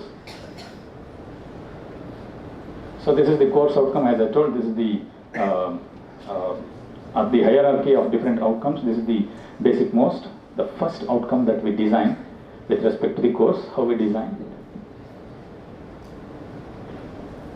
So I have my subject here, quantum mechanics and quantum computation. On the top we have the concepts, what will be taught in the class. For that I have written 2 outcomes. Just look into that outcome. First, if I explain this, then what student will be able to do? So that is the outcome. It says, student will be able to explain the principles and the fundamentals of quantum mechanics through uncertainty principle and wave function and Schrodinger's wave equation concepts and apply them to develop the solution for complex problems such as one-dimensional bound particle. And in continuation to that, A student will be able to apply the relevant relation and the formulas, equations, whichever applicable, to determine certain physical parameters which are there in the quantum mechanics. If you go for the quantum computation, student will be able to explicate the importance of concepts like entanglement and qubits in quantum computing and its advantages over the classical computer. So what I expect from you is my outcome. Okay, so this outcome simply we didn't write. We looked into the market need and then we designed the content and then we are fixing the outcome. For this outcome we need to fix the evaluation process. That is the assessment process. So what sort of assessment process we can have? See here. We can have a quiz which determines your remembering ability. We can have the class presentation or the seminar which understanding, that is the cognitive domain, level 2. Then for the level 3 applying technical presentation and the demonstration. Then case study on the advanced technology, which where we will be checking about your analyzing ability. Then the group assignment, evaluation. Then the group project, creating. Group project is not running the same old project which already existing. If you come out with a new ideas and new technology or new any prototype or something like that, then only we will be addressing that last part, creating. Okay. So these are the different verbs we have which we use in assessing you through various assessment processes. So in order to measure the attainment, how much you have attained. If I intend you to attain the basics about the quantum computation, and if I evaluate you, how much you have attained, I have to showcase. If I showcase for just one person, then I will be averaging the same for the entire section. Then if I can do for the section, then I can average the same for the entire semester, for all the sections, then for the entire college. From the entire college, what would be the course outcome on that particular aspect, we will see. If the outcome is down, then we have to reduce we have to fix the concept in a different way. Okay, so we have to make it understandable. We cannot cut down the concept, we have to make it understandable. So we will take the feedback on that. We ask, were the concepts difficult or were the assessment process difficult? If you say, sir, the assessment process was difficult, then we will change the assessment process and we will fix any one of the predefined assessment. If we say the concepts are difficult, then we will change the teaching learning process to make you to understand but not the concept. Okay, just that the TLP will be changed. We may explain them for 2 hours rather than 1. We may have an experimental part to explain that rather than having only the conceptual explanation, like that. We will change. So that is what the outcome-based education is all about. Here we have to attain. We have to reach the target. No matter whatever the path we take, we have to reach the target. That is outcome-based. Next, what after outcome-based? Once the attainment is done for the outcome, for the course, then we will see how much it is relevant, how much attainment you have done in the program level. So we have something called program outcomes, which we call it as also the NBA renamed it as graduate attributes. So we have 12 graduate attributes. So this is common across all the engineering universities or even the IITs and NITs. Everyone should fix the content addressing these program outcomes. The first program outcome stands for the engineering knowledge. I will just read the sentence of that one. It says, apply the knowledge of mathematics, science, engineering fundamentals and an engineering specialization to the solutions of complex engineering problem. So if there exists an engineering problem, to solve them, what sort of fundamental knowledge you have will be the PO1. So there will be certain courses like science courses or engineering science courses, basic science courses, which will contribute to this program outcome 1. So we say, if that course outcome is contributing to this PO, then the mapping is high. That course outcome mapping to this program outcome is high. If it is contributing in a moderate way, then we say it is moderate. If it is contribute only to a certain extent, then the contribution level will be low. So for a particular program outcome, the course outcome can contribute to the maximum, moderate or even low. If it is not contributing, then we will say it is not mapping. Okay. Likewise, we have several program outcomes. One is the problem analysis, conducting the investigations on complex problem, modern tool usage, the engineering society, then the environment and the sustainability, which is very important, and then the ethics, obviously, which is very important, especially from your point of view as of now. Then lifelong learning, project management and finance, then communication, which is very, very important. Unless you tell about yourself, unless what knowledge you gain, unless you explain them, no one would understand what you have accumulated. So like this, the mapping final table would be looking like this. If high mapping is there, then we will mark it as 3. If moderate mapping is there, we will mark it as 2. If low mapping is there, we will mark it as 1. If there is no mapping at all with respect to the course outcome, then we will leave as it is. Okay, so this articulation matrix is very important. So program educational objectives, the last one. So this is with respect to, for example, BE in computer science. So what is the program educational objective of BE in computer science? So it is nothing but the broad statements like this, the example. Next. Have a strong knowledge in science, engineering and technology in their profession. Obviously when you graduate as an BE in computer science and engineering, you should have this. Then attain the knowledge of contemporary issues through research and lifelong learning activities. Obviously this will be there. It's a general type statement.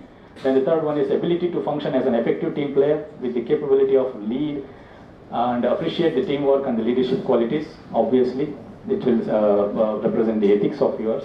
And the last one is appreciate and uphold the professional attitudes and ethics necessary in fulfilling their responsibilities towards the clients and the society. So this is environmental sustainability. Okay, so this is how the program educational objectives would be written. So there will be one set of program educational objective for every engineering program. Mechanical engineering different, civil engineering is different, electronics and communication is different, electricals is different likewise. But one set of program educational objectives will be there. Below to that, we will be framing the course outcomes.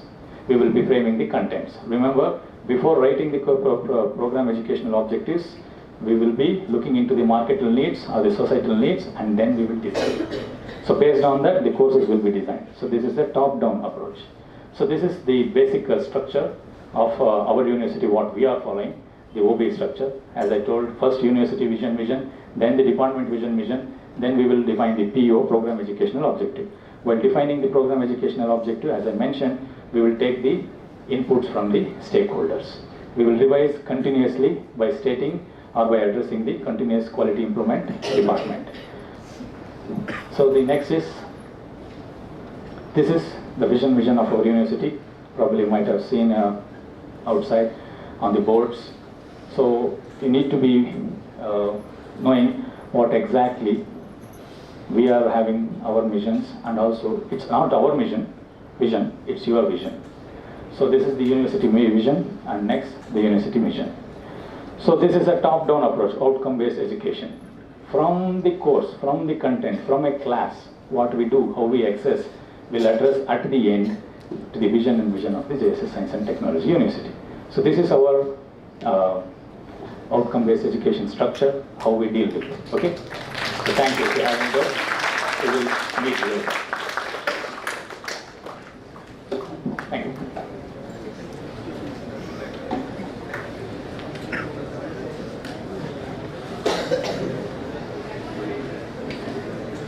Thank you very much, sir, for briefing us about the outcome-based education system.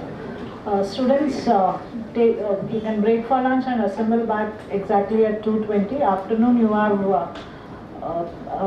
we have discussion about the placement activities by placement officer Pradeep sir. So please assemble at 2:20.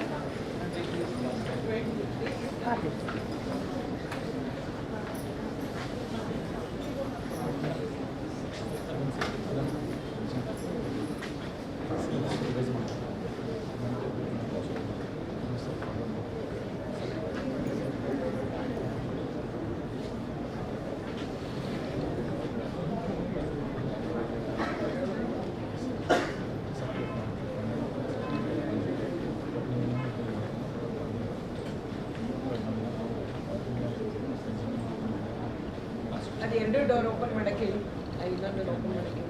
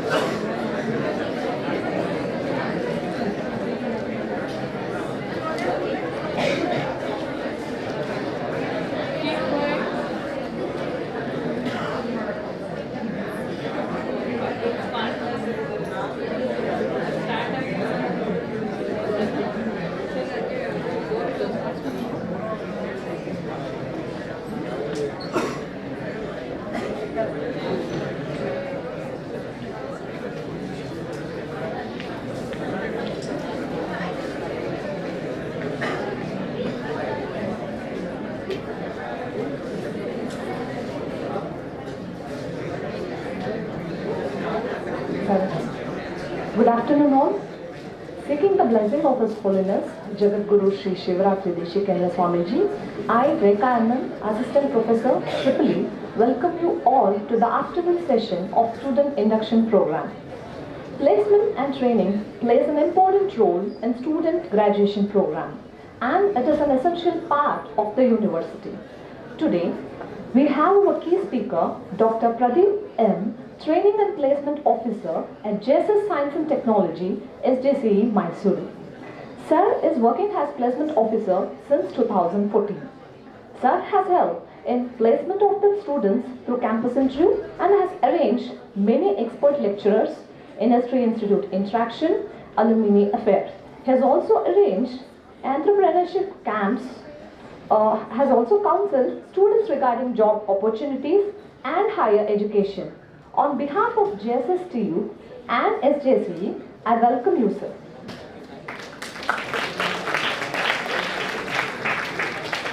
Now I request our key speaker to take over the session.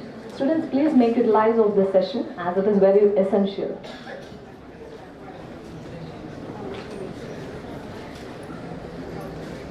Well, thank you for the brief introduction, madam.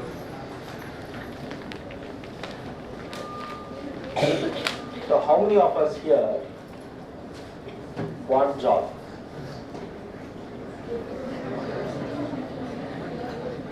So I'm just analyzing what is my target audience. after 4 years, how many of should we apply for the job opportunities?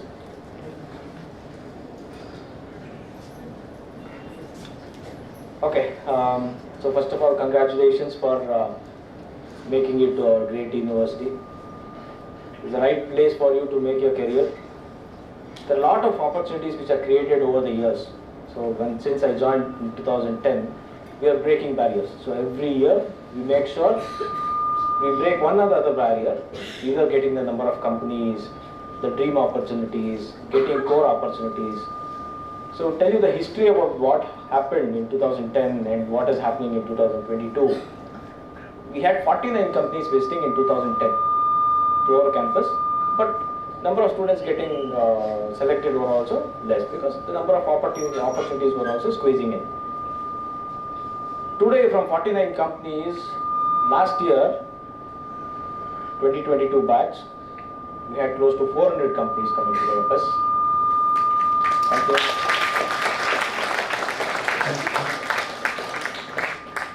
Praveen sir, Mike wants to say something. Okay. Audible? Yes.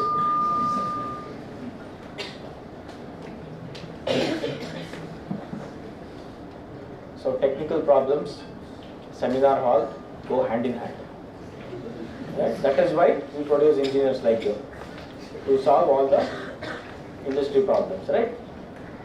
So I want to tell you brief of what is in it for you the next 3 years, 4 years, how you should shape up your career to get into great opportunities which have been presented here, right?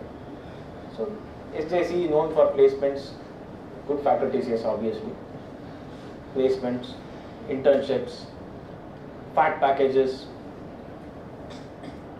So for the 23 batch, can you guess what was the salary, highest salary offered? Raise your hand. What is the salary offered? 20 lakhs? 54 lakhs? 55 lakhs? 60 lakhs? Come on, numbers. Let's see how ambitious you are. 60 lakhs? Okay. Let us go to what has happened for the 23 batch. So 53 lakhs is the highest salary that has been offered. The company called.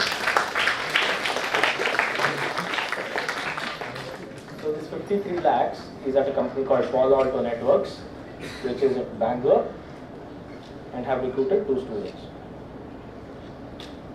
So things are going global, opportunities are created globally. So we are not confined only to Bangalore or Mysore. Our students are breaking boundaries in getting overseas opportunities. So this is our current placement. So while I am standing here, we have a campus recruitment happening. So till today, 198 companies have come in just 3 months.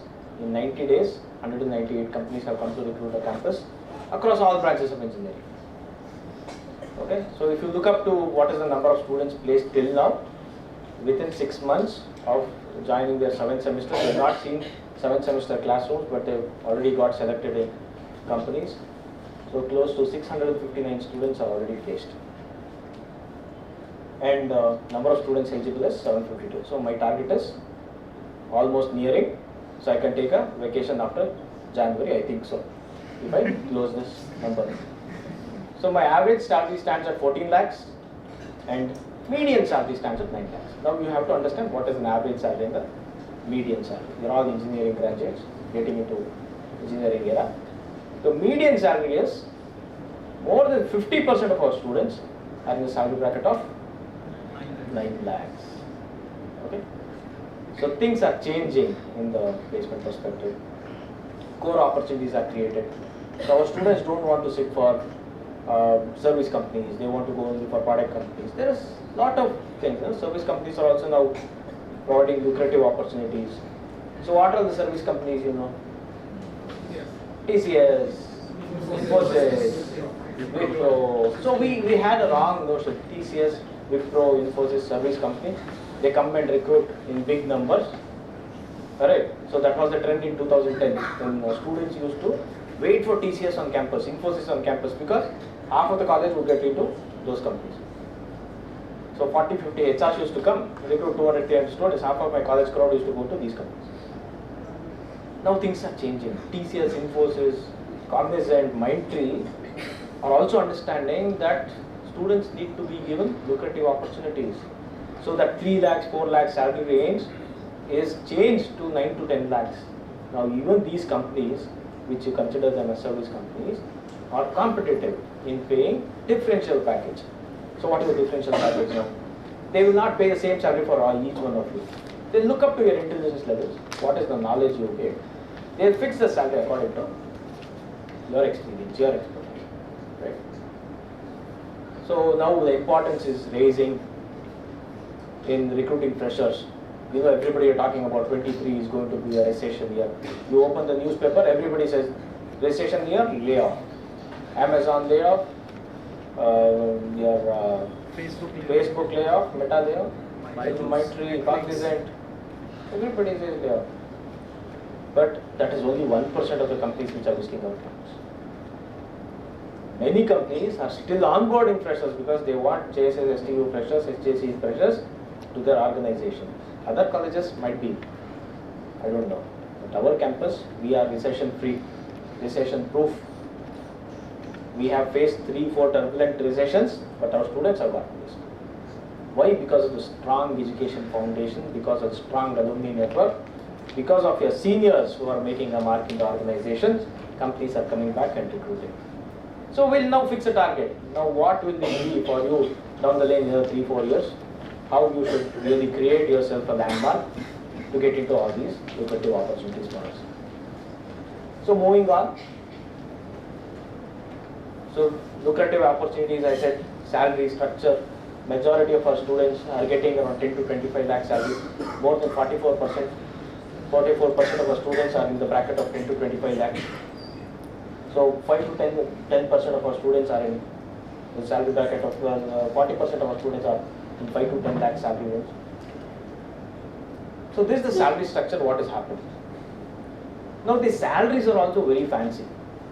Okay, Microsoft comes, 15 lakh CTC, but their job role will be testing. There's some other company which comes. Job roles are important, don't go behind only salary, CTC. They want to bubble it up to the maximum.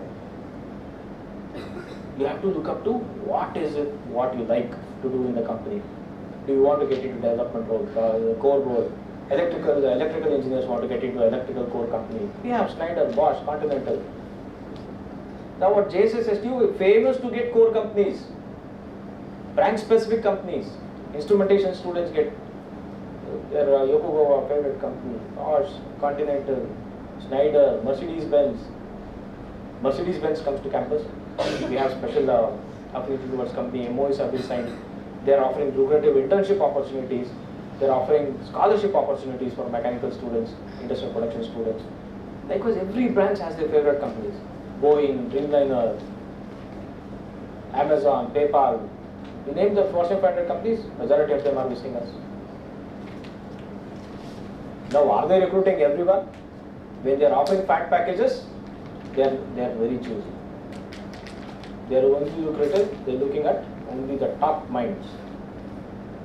How can all of you be the top minds? I am going to give you some tips. We are going to progressively develop you to be good recruiters. So when we have 800 students, over 400 companies, you are sure short of getting a job. Now going into which job, what is that you want to do inside the company is what you have to plan for. Don't just look up to the CTC aspect, because CTC aspect is not a transparent number which they show you. 29 lakhs some company gave. 40 students got offered 29 lakhs. Then they called me and said, sir, you said 29 lakhs, we also got offered, we joined the company, today I am getting only 15 lakhs. Rest of the money is what? Other benefits. I have got ESOP options.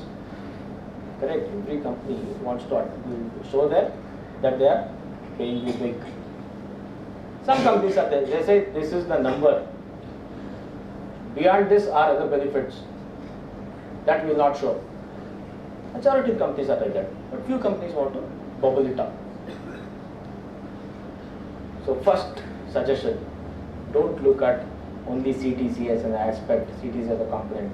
Look at what you want to do in the company. Alright? What is the job role which has been given? Very, very important. Plan your career this way. Okay?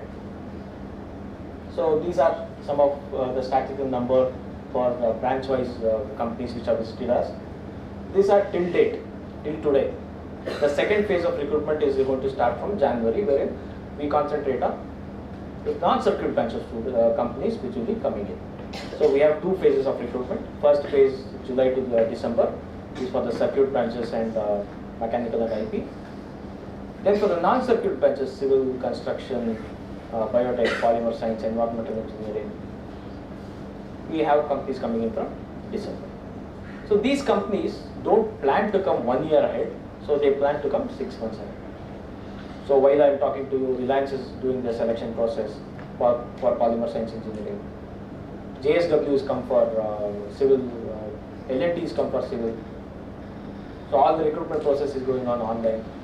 So last 2-3 years, the scenario of campus placement changed drastically.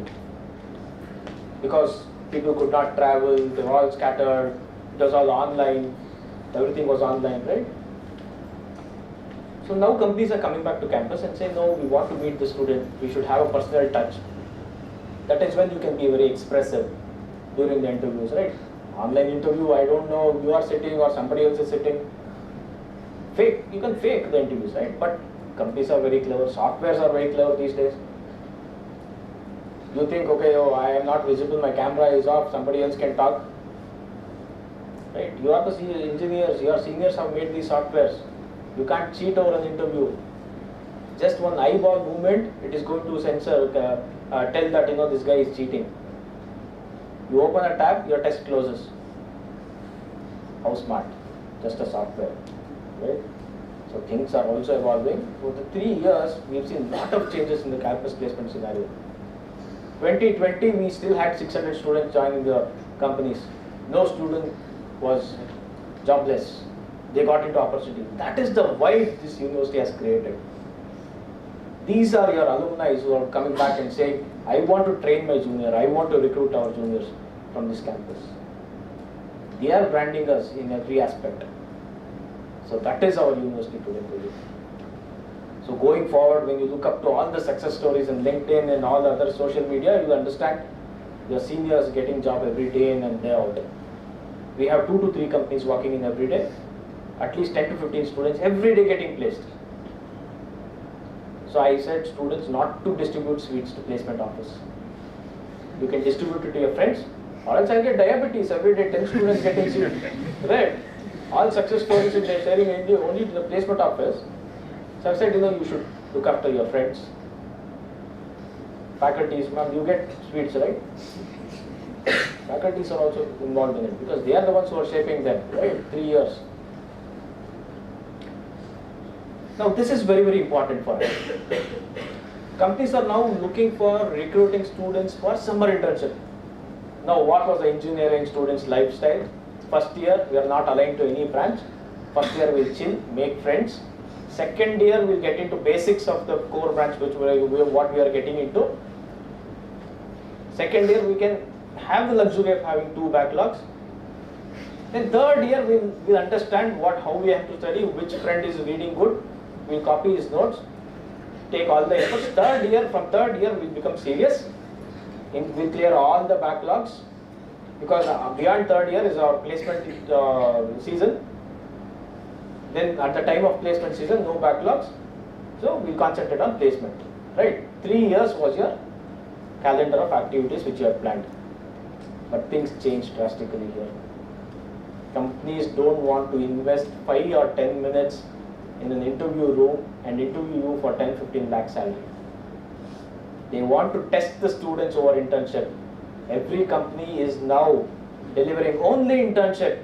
They want to recruit only interns. Test you during internship, 2 months of summer internship, 6 months of winter internship, then offer you a job. Alright? So one round of caution. Don't think your engineering days are for 3 years. Your engineering days starts from today to prepare yourself for summer internship. And when is the summer internship going to happen? Right after your second year. Between your second and third year, you will be taken into summer internship. So you just have 1 year to make friends, to have all the backlogs, and clear the backlogs in the next year. But if you have backlog, my friends, no company will entertain you. Backlogs are bad for your resume. You have backlogs, they'll say please clear a backlog, apply off campus. So don't ever think of having the luxury of having backlogs. Put in your effort, clear all the backlogs. Don't have backlogs. Put in an effort. This is where you can make or break your career. So things are not, the recruitment cycle will not start from third year. Recruitment cycle starts from your first year itself. So get serious. Summer internship is a time where all fat companies, big companies which are paying more salaries, fancy salaries, are only giving summer internship. They are recruiting for summer internship. All branches, mechanical, construction, your computer science, electronics, all branches. Is it fair to just talk to you for 5 minutes and 10 minutes and offer you 20 lakh salary? No, right? Even companies are sensible. They say, you perform for 2 months, you perform for 6 months, based on your performance, we will convert you. They pay a stipend, minimum stipend of 25,000 rupees to 1 lakh rupees stipend, they'll pay you. But they test you in that internship. Be ready for internship. Internship is your placement. And before you could go to your third year, they would have already offered you full-time job. They'll say, you are inside the company, if your performance is good, you're inside the company. Next 1 year, you just have to concentrate on your academics and come to internship, winter internship during your 8th semester. You will never know when time flies. You might be thinking you're sitting here, first day of the college. You will never know when you'll be entering the placement cycle, when you will complete your internship, when you will already be doing full-time job at the company. Time flies, 4 years will go like anything. So in these 4 years, please don't have bad memories. And what is these bad memories? Backlogs. How much ever brilliant you are, if you have backlogs, I'll give an instance. There was this guy, 2016 pass out, IS guy, Darshan. He was not eligible for 52 companies. So 53rd company, I was confident that he will not make it to the 53rd company. 52 attempts he has taken. He's taken 52 attempts. In the 53rd company also he came. He gave the interview. He shot for the moon, got into Microsoft at 16 lakh CTC. It is an example only. Okay, it's an example only.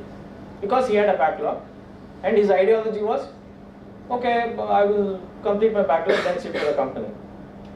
But it was only in the rarest of the rarest case, 0.1% of the companies which will allow backlogs. And for that 0.1 company which is coming in, there will be hundreds of students competing. You don't stand a chance. So very important, don't have backlogs. Prepare yourself well if you want to get into the placement season. And I want to reiterate again, your placement cycle will start right after your first year and not after your third year. Got it? So how many days do you have left? Correct? So all alignment, all friendship, all collection of notes, getting serious about your class, attending classroom should start from day 1 of your engineering. If you want a job in the organization. Because all these summer internships are only getting converted to jobs. Alright? Winter internship. Now winter internship is also a mandatory internship which will start from your 7th semester. So earlier we used to have 6 months full-time gap for winter internship. Now winter internship is starting from 7th semester itself. Circuit bank students can get an opportunity to do winter internship online.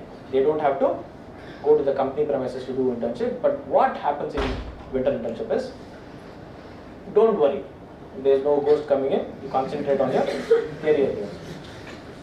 So now, during the 7th and 8th semester, we have tied up with many companies which are giving us projects, live projects to work on. So students in a group, multidisciplinary, are taking up these projects, live projects, company projects, and working on it in our labs after class hours. And they will have to go for review once in a week or twice in a week to the company and show what they have done. So internship cycle is expanded to 1 year from 6 months. Things are changing because exposure to industry, what is happening in the industry is very, very important for any student. These are the aspects which are making your resume fat. Add on, additional, beyond books. What beyond books? What is your industry exposure? Every company will ask this question. What beyond books? I know you have 9 CGPA. What beyond 9 CGPA? Tell me something beyond books. You can't say, these are my favorite subjects, these are what I studied, 9 CGPA. They're asking you beyond books. What is beyond books? Internships, industry exposure. Correct? These are very, very important. These are very, very vital. Sometimes you have to get your internship done at your relative's place, your friend's place, your own companies, your father's company. Majority of times the college is getting companies to recruit for internship. Right? Internship also is not easy. Internship you have to go through interviews. Your faculties are going to choose you. A lot of things which are being put into for the internship cycle. That is your winter internship. 1 year winter internship. Got it? So this is how the companies are recruiting you. They'll observe, okay, I gave these guys a project. Are they performing well over the project? Because every week they are mentoring you. Your faculty is also associated with the project. One faculty, one mentor from the company. So every week they are testing you. Every week is kind of an interview for you. They'll give you 3 months. Complete this project in 3 months and give it to us. Live project, you'll be working on live projects. So 3 of them performing, 1 guy is not performing, no offer. And you can't neglect these companies like HP, Applied Materials, Bosch. They are offering company courses. They are saying we are giving you, Bosch for that example, they offered a course on cyber security, automotive cyber security. 100 students took the course. 60 gave the interview. Out of 60, 16 students were offered 17 lakh CTC just by taking the course and giving the exam. How important it is to look up to taking industry elective, industry certification. Just doing a degree, just completing whatever you have in your syllabus will not get you to the interview panel. Look beyond it. So that is when I am reinstigating that you guys have to start preparing yourself from now, not from tomorrow. It had to be yesterday, but I am still telling you it is now. Okay? Very important, you should have a strong resume. When I say strong resume, it's not the good paper. Right? Strong resumes with great content. So I always see when I tell these students, your seniors, I told them, make a great resume, 10 pages resume, 10 pages CV, big fonts to make it 10 pages. A resume can only be 1 page. Resume can only be 1 page, but content is your experience, what you put there. Correct? Your experience. What is your experience? Projects. Projects, projects. Your resume should only talk about projects, industry exposure. Marks are important, but it is only 50% important. If you have anything less than 7 CGPA, no entry to any company. Always make sure you have your CGPA between 8.5 and 9 if you want to attend all companies. And 90% of our students have maintained it. I believe you will also come into the same criteria. Got it? So while we talk about building your resume, how will you build your resume? You can't start writing about some experience which you've not done, right? So you have to now start making your projects, creating avenues to do your internships, do something out of book to make your resume now. How many of you are in LinkedIn? Yeah, I understand not many of you are in LinkedIn. Do you know LinkedIn? Yes. Thank God. Now LinkedIn is your electronic resume. LinkedIn is where you can technically show what is your experience, what is your expertise, what is the subject which you like, what is your skills. Create a LinkedIn account immediately. As a student itself, you create a LinkedIn account. Start adding your experiences, expertise in LinkedIn. Many a times, there are recruiters who will be looking up to a student who is good in music but with a computer science degree. Student who is passionate about automobile with a electronics degree. Right? So LinkedIn is where people find you. You find the recruiter. This is your electronic resume. Start building your electronic resume in LinkedIn. You can reach out to people. Or LinkedIn CEO of some company, you can write him, say, I want an internship opportunity. Then if you give this message in the inbox, he will say, okay, who's this? Who's the student who's written a mail to me or a message to me? Then he'll say, oh, JSS STU alumni, JSS SJC student. He's also of the same company. Hey, I'm good. There is a match. They want to say, okay, this guy is different. He's already written it to me for internship opportunity in just the first year. Let me give him a project. Correct? So you have to create avenues. Don't spend time on your social media, Insta, Facebook. Rather, spend time on LinkedIn. Correct? Social media is important to showcase our achievement, not to comment on somebody else's profit. Correct? We say we brag this prize. Let people know. We post it. I went to this trekking. I went to this monkey jumping. Engineering student. Top technology. Why beyond technology? Right? Create a LinkedIn post immediately. LinkedIn profile immediately. Got it? So this is the time where you can really make a difference. And when you are mentioning JSS STU, JSS Science and Technology student, see to that you also have a tag SJCE, Vijay Chamarajendra College of Engineering, a Constitute College.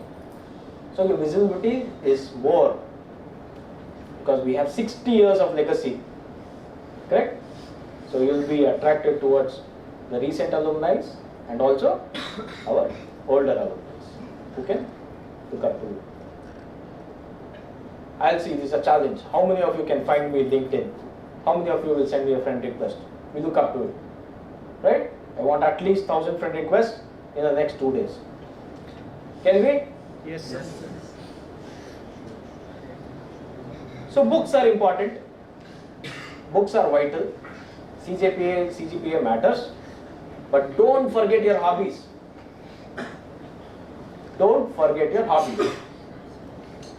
This is also very, very important. Just don't confine yourself only to books because I said you have to maintain 9 CGPA. You have to make time for your hobbies. Every company wants to see a team leader in you who can be an all-rounder, who is quick in grasping things, who is a good networker, who can take up stress in the organization and should not be a prey for the stress which is being given. So they will ask this one simple question, every interviewer.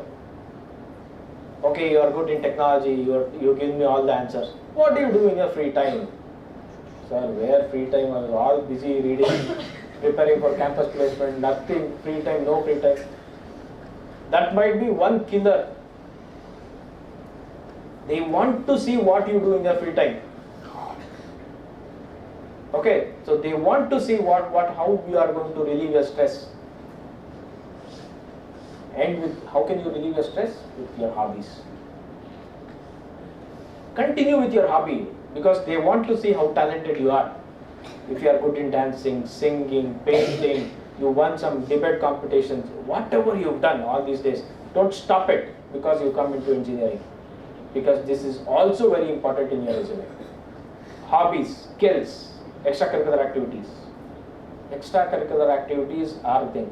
Okay, you go to the interview, extracurricular activities you mentioned, he might say, oh, even this is my interest. Our interest match, come tell me about it. He'll forget the technical aspect. He'll be talking about the extracurricular activities. You are 60% inside the company. Without talking about technical skills, with just extracurricular activities, there might be a match. I'm just giving you an example that will not happen in all interviews. Okay? Just now don't concentrate only on extracurricular activities. Right? But don't forget extracurricular activities because these are the stress busters and also will add up to your resume. Important. If you like to do something new, if you like to learn your skills, your sports, mention that, do that. Don't just get addicted to books alone. Social media is not a hobby. Browsing in social media is not a hobby. Got it? Listening to music is the worst hobby. Don't mention all these things, you know. These are the things which you do it in your free time. I am not promoting that. In your free time, listen to music. No. Watching TV, worst hobby. Don't do all these things, right? You should have a legitimate hobby. Just because I have said you should have a hobby is, don't create a new hobby which you don't like.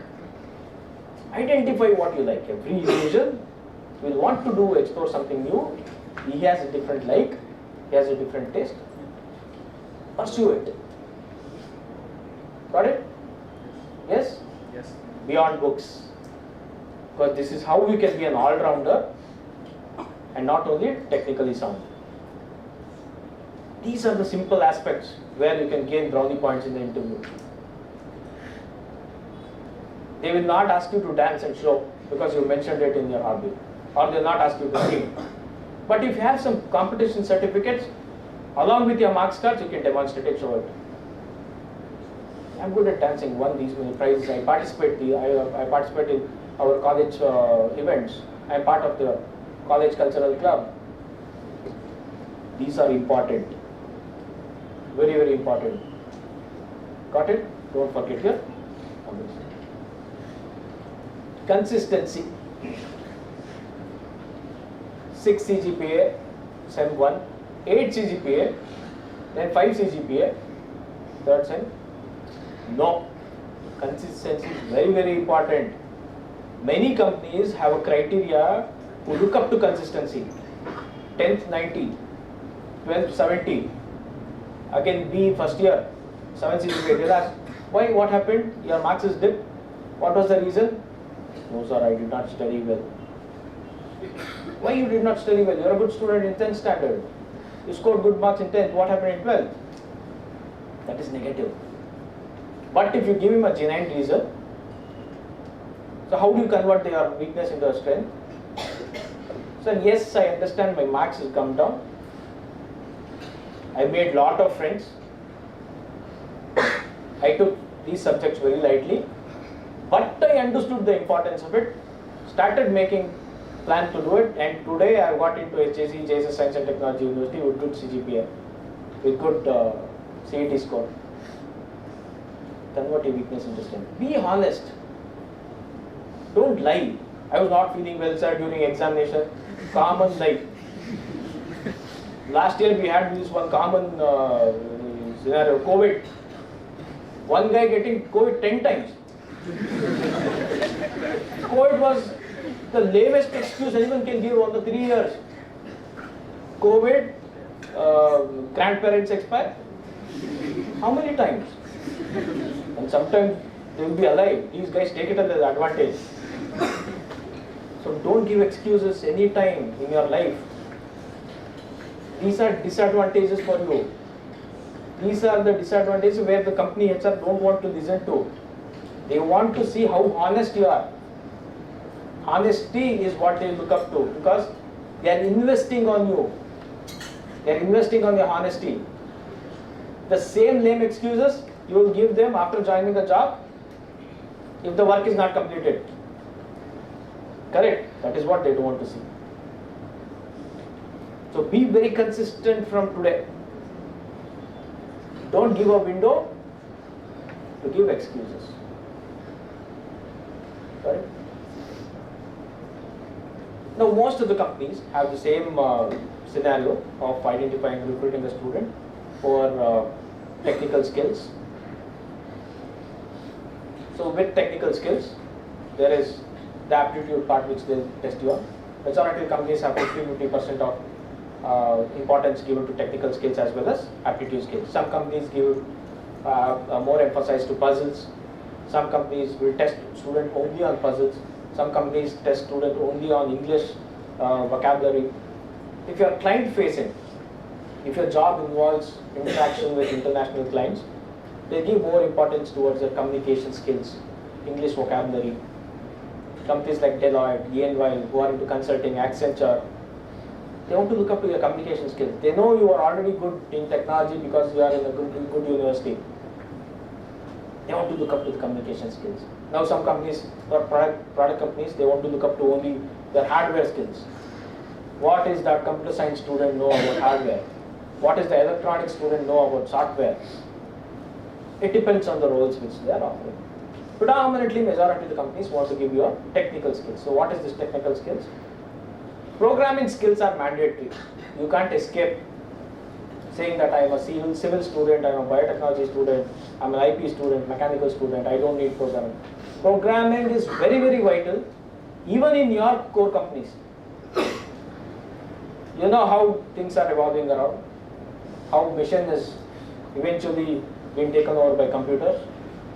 So programming skills give more importance towards C, C++, Java programming skills, irrespective of any branch you are in. So this has become one important language like subject for every engineer passing out from any college. Programming skills are very, very vital. Programming skills should be imbibed, adding on to your technical skills, course branch specific skills, which you should be learning about. Mechanical skills, electrical skills, electronic skills.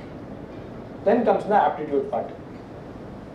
So this aptitude tests are given to see how quick you can solve the problem.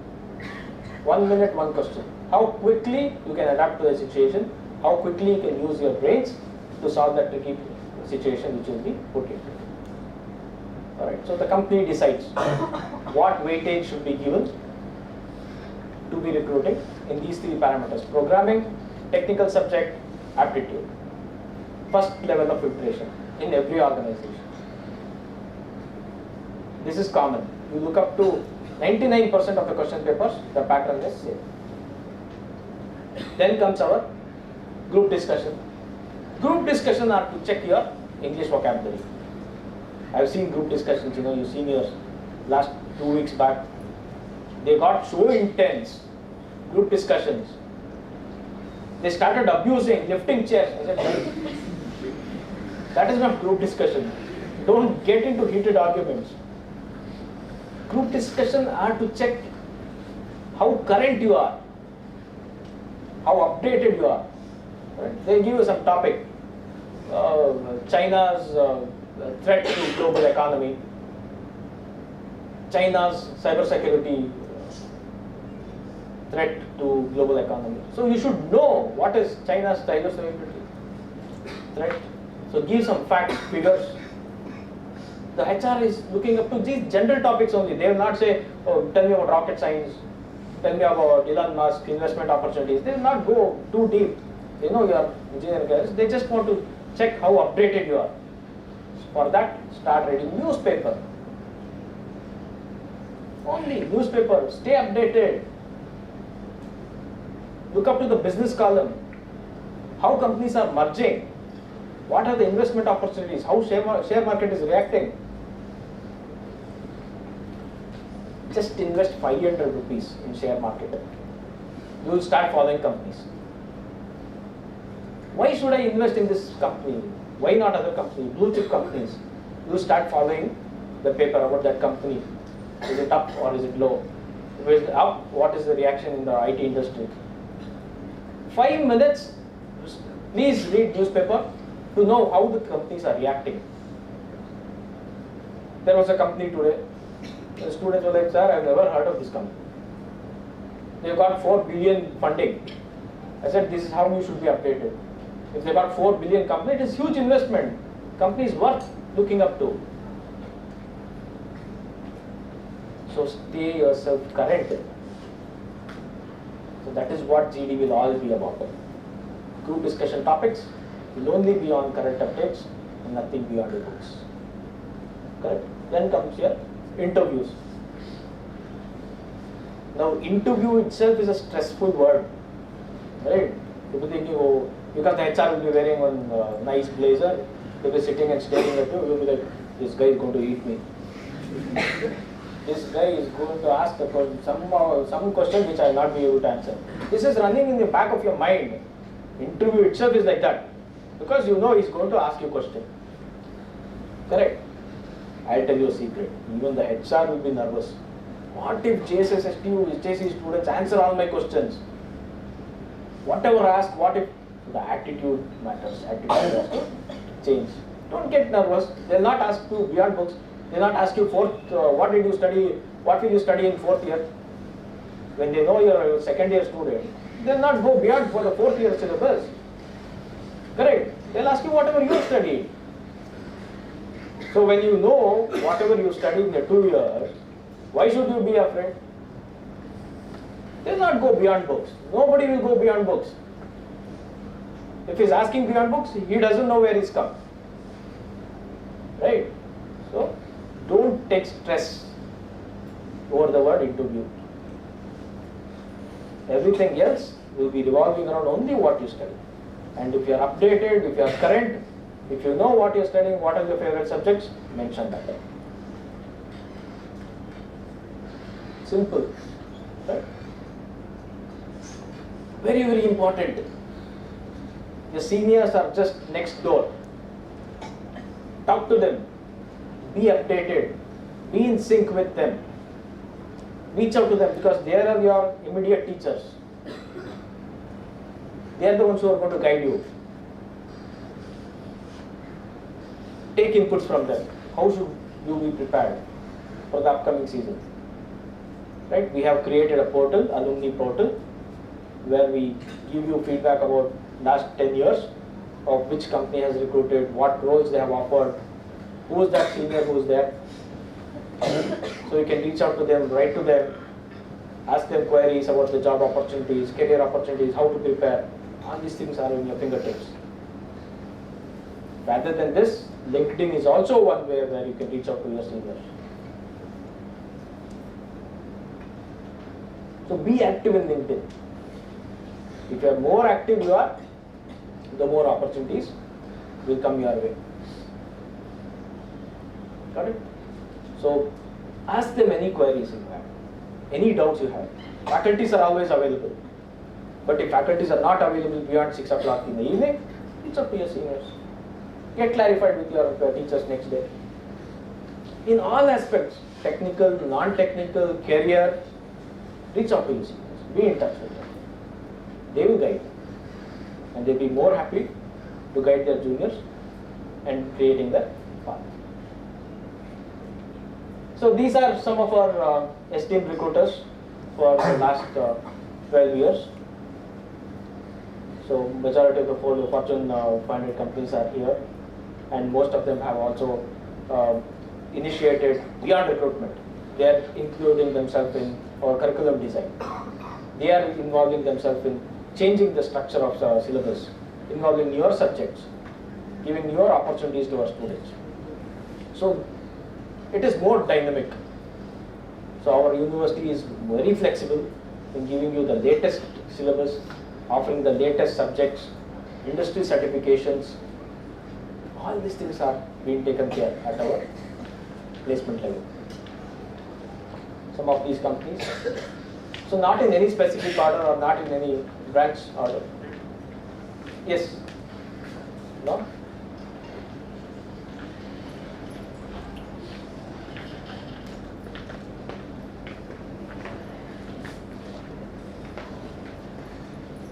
Now some of the students, when I asked how many of you want to get into jobs, not everyone. There were a few, 5 or 6 of them who said, I don't want jobs. I have other plans. So placement office is a facilitator for higher education opportunities. We also will guide you on what beyond engineering. So we organize you sessions, expert sessions, come and talk about what universities you can look up to, what is your scores which you can improvise on, LOIs, they can give you LOIs. So what are the blacklisted universities? Then we have a bureau club which will guide you through the government examinations, UPSC, KPSC. These are all the student clubs which are formed inside our campus. You don't have to reach out to anybody. If you are ambitious to do your get into government jobs, become a member in bureau club. They organize all talks from all the senior IAS, IPS, IFS officers. They will come and guide here our students on how preparation, what are the areas you can look up to. We will not be knowing that these are the departments which exist in government. They will be coming here. And we are also facilitating for all the higher education opportunities. More important, get away from stress, get away from peer pressure. Oh, this girl, this guy is getting placed, he got into internship. Engineering is not a race. Engineering is all about how safely you get into a good opportunity. We have 400 companies coming in as of now. After 2 years, it will definitely be 500 or 600. If you take stress, you will not perform. Stress is one important aspect which you have to have in control. Don't be very lenient also, leisure. They will not do anything. But have control of the stress. Let it not overtake you. Get away from peer pressure. What you do in these 4 years will not be permanent in your life. The person sitting next to you, the best friend, will not be there for your life. They will not work with the same company, same organization. When it comes to campus placement, when it comes to internship selection, how best you can perform. Alright, you can't say that, sir, I am good, my friend is extremely good, take him, take her. Things are not like that. Right? This is very temporary situation what you are looking up to. The person sitting next to you as a best friend for life will not be for life.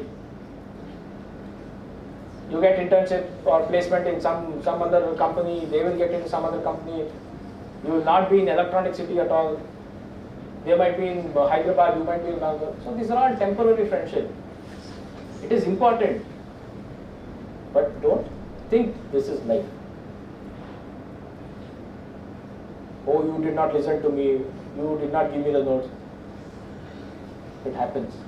You are here to make a career for yourself and not to make friends or relatives and look up to long-term association. Get serious from now. Look up to how you can shape your career, what is best for you. Reach out to people, they will help you on the aspects of preparation. It is a race for yourself. You have to compete. You have to start setting targets. You have to break these targets. And 5-10 minutes of that interview time what you spend in front of the HR is going to make your career or break your career. There is no second opportunity. That company will not come second time. It was only once, and in that one time, you will get only 5 or 10 minutes to perform. The interview time is 5 or 10 minutes. The HR gets to know that you are not having the stuff, you are not communicating that stuff what you have, over, you lost an opportunity. And trust me, you step out of this campus, you will not get a job so easily. You will be competing with 5 lakh engineering students who come out of college. Here you are competing only with your classmates of 120 and 60. So if you think that you can do something out of this campus, it is a dream because you have to be extremely competent. And when will you get this opportunity to go outside? When you have backlogs. Got it? Backlogs are one thing which will not get you to the interview table.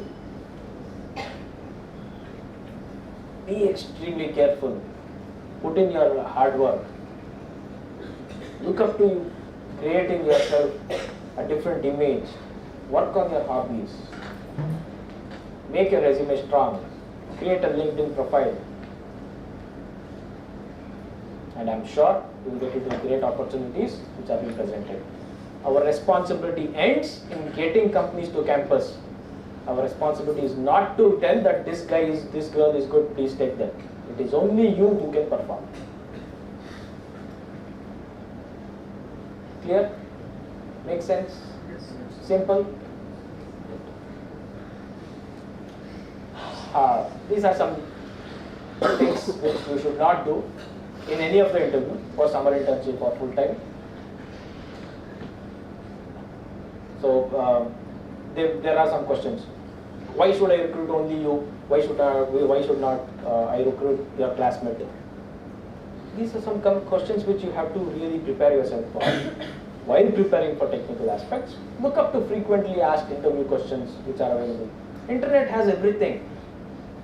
Tell me about yourself is one common question, but how creative you answer it is very brief.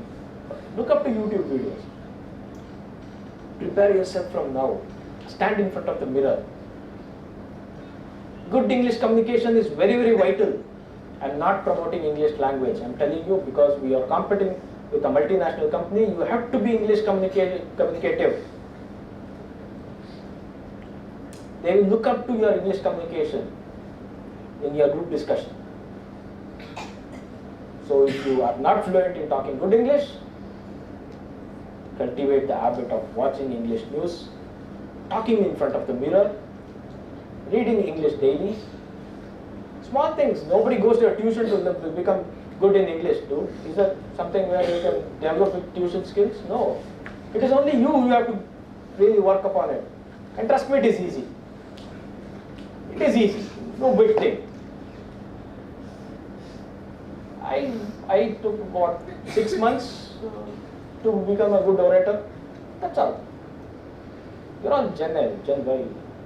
You can learn in 6 days. Right?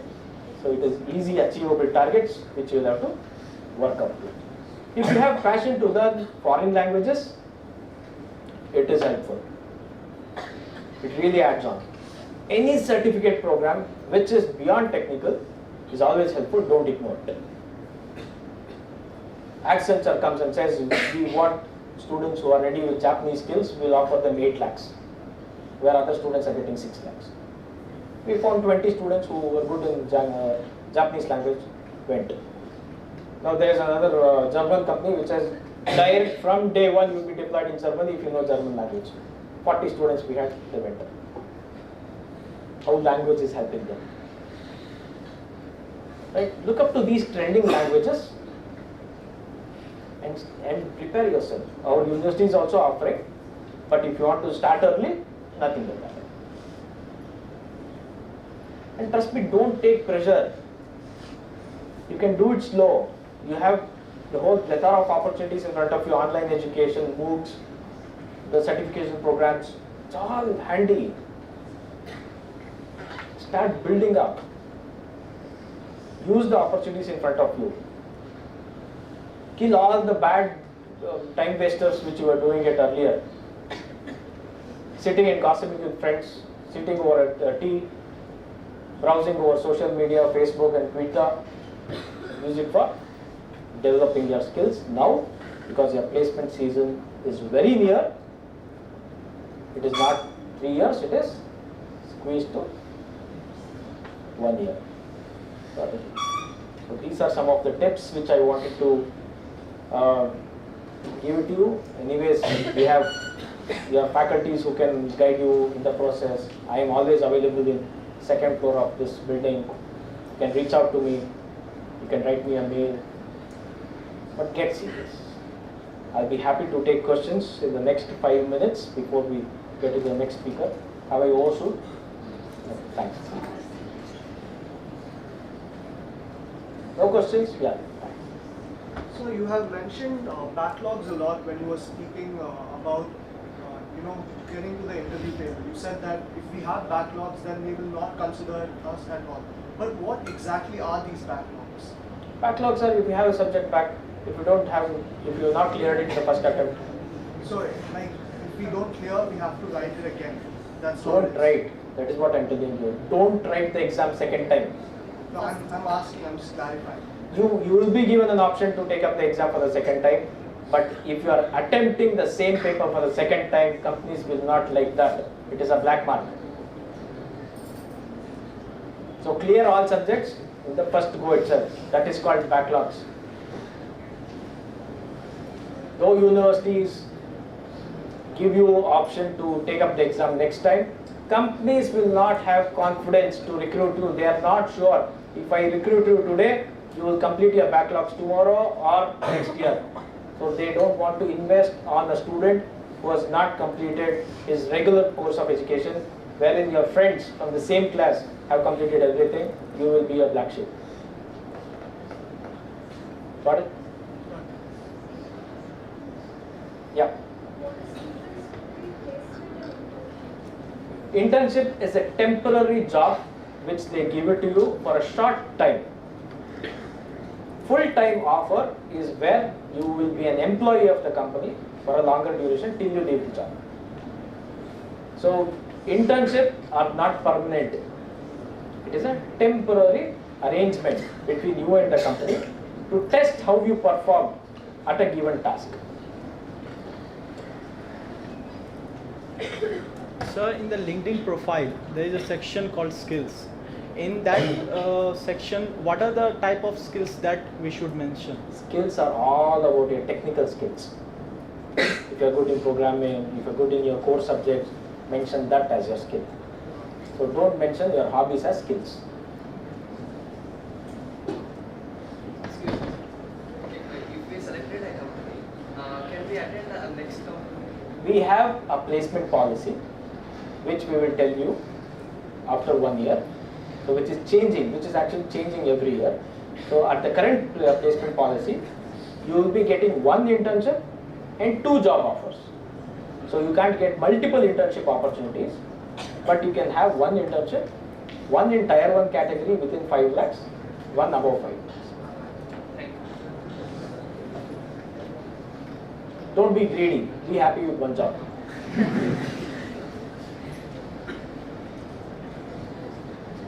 Yes, any more questions to take? Else we can connect later and we can interact for your career benefits. So I'm sure this batch of students who got admitted 2022 are going to create a newer milestone at our university with prospective opportunities which are laid upon them. So yes. Sorry? First year's internship. They give you internship in second year after completing your 2 years, because in first year you are very naive, you are not a specialist in any area. So only after 2 years, 2 years of engineering, they give you internship, for which the selection happens after your first year. Got it? Sir, during recruitment process, whether the company is HR look at the various languages we know, or they focus on our problem solving ability? They look up to all angles.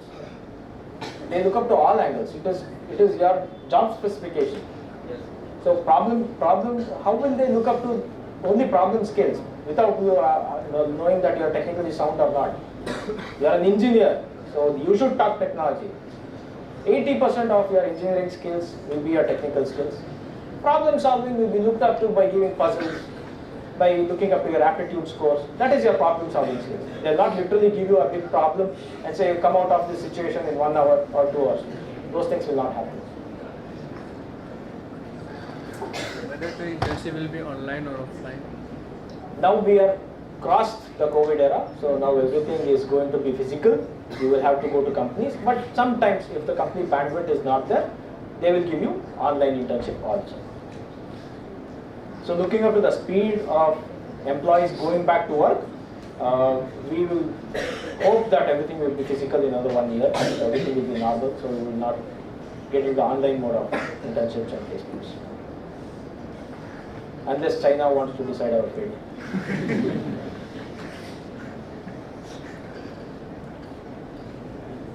Alright guys, I know there is a lot of questions because over 1 hour sessions you can't really get all the answers for your career progress, career progression, the way you can shape yourself well.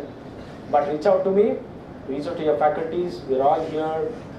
We are all proud if you get a job outside. We are proud if you get more salary than us. We are proud that once you get all these opportunities, come back to campus and meet us. Thank you so much everyone. Good luck.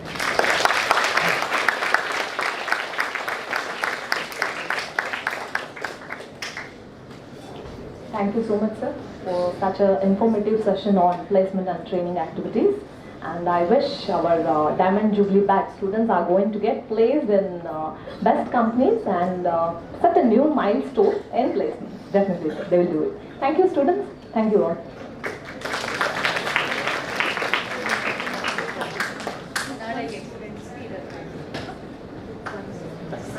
Thank you, sir. ಎಲ್ಲರೂ ನಾಳೆ assemble back in respective venues ಹೇಳ್ಬಿಟ್ಟಿದ್ದೀವಿ ಅಲ್ಲ ನಮ್ಮ ಬೇರೆಯವ್ರಿಗೆ I request team 1 students to stay back and others can leave. Tomorrow sessions will be as per the any changes it will yeah, the venue whatever they have mentioned there it's a any changes it will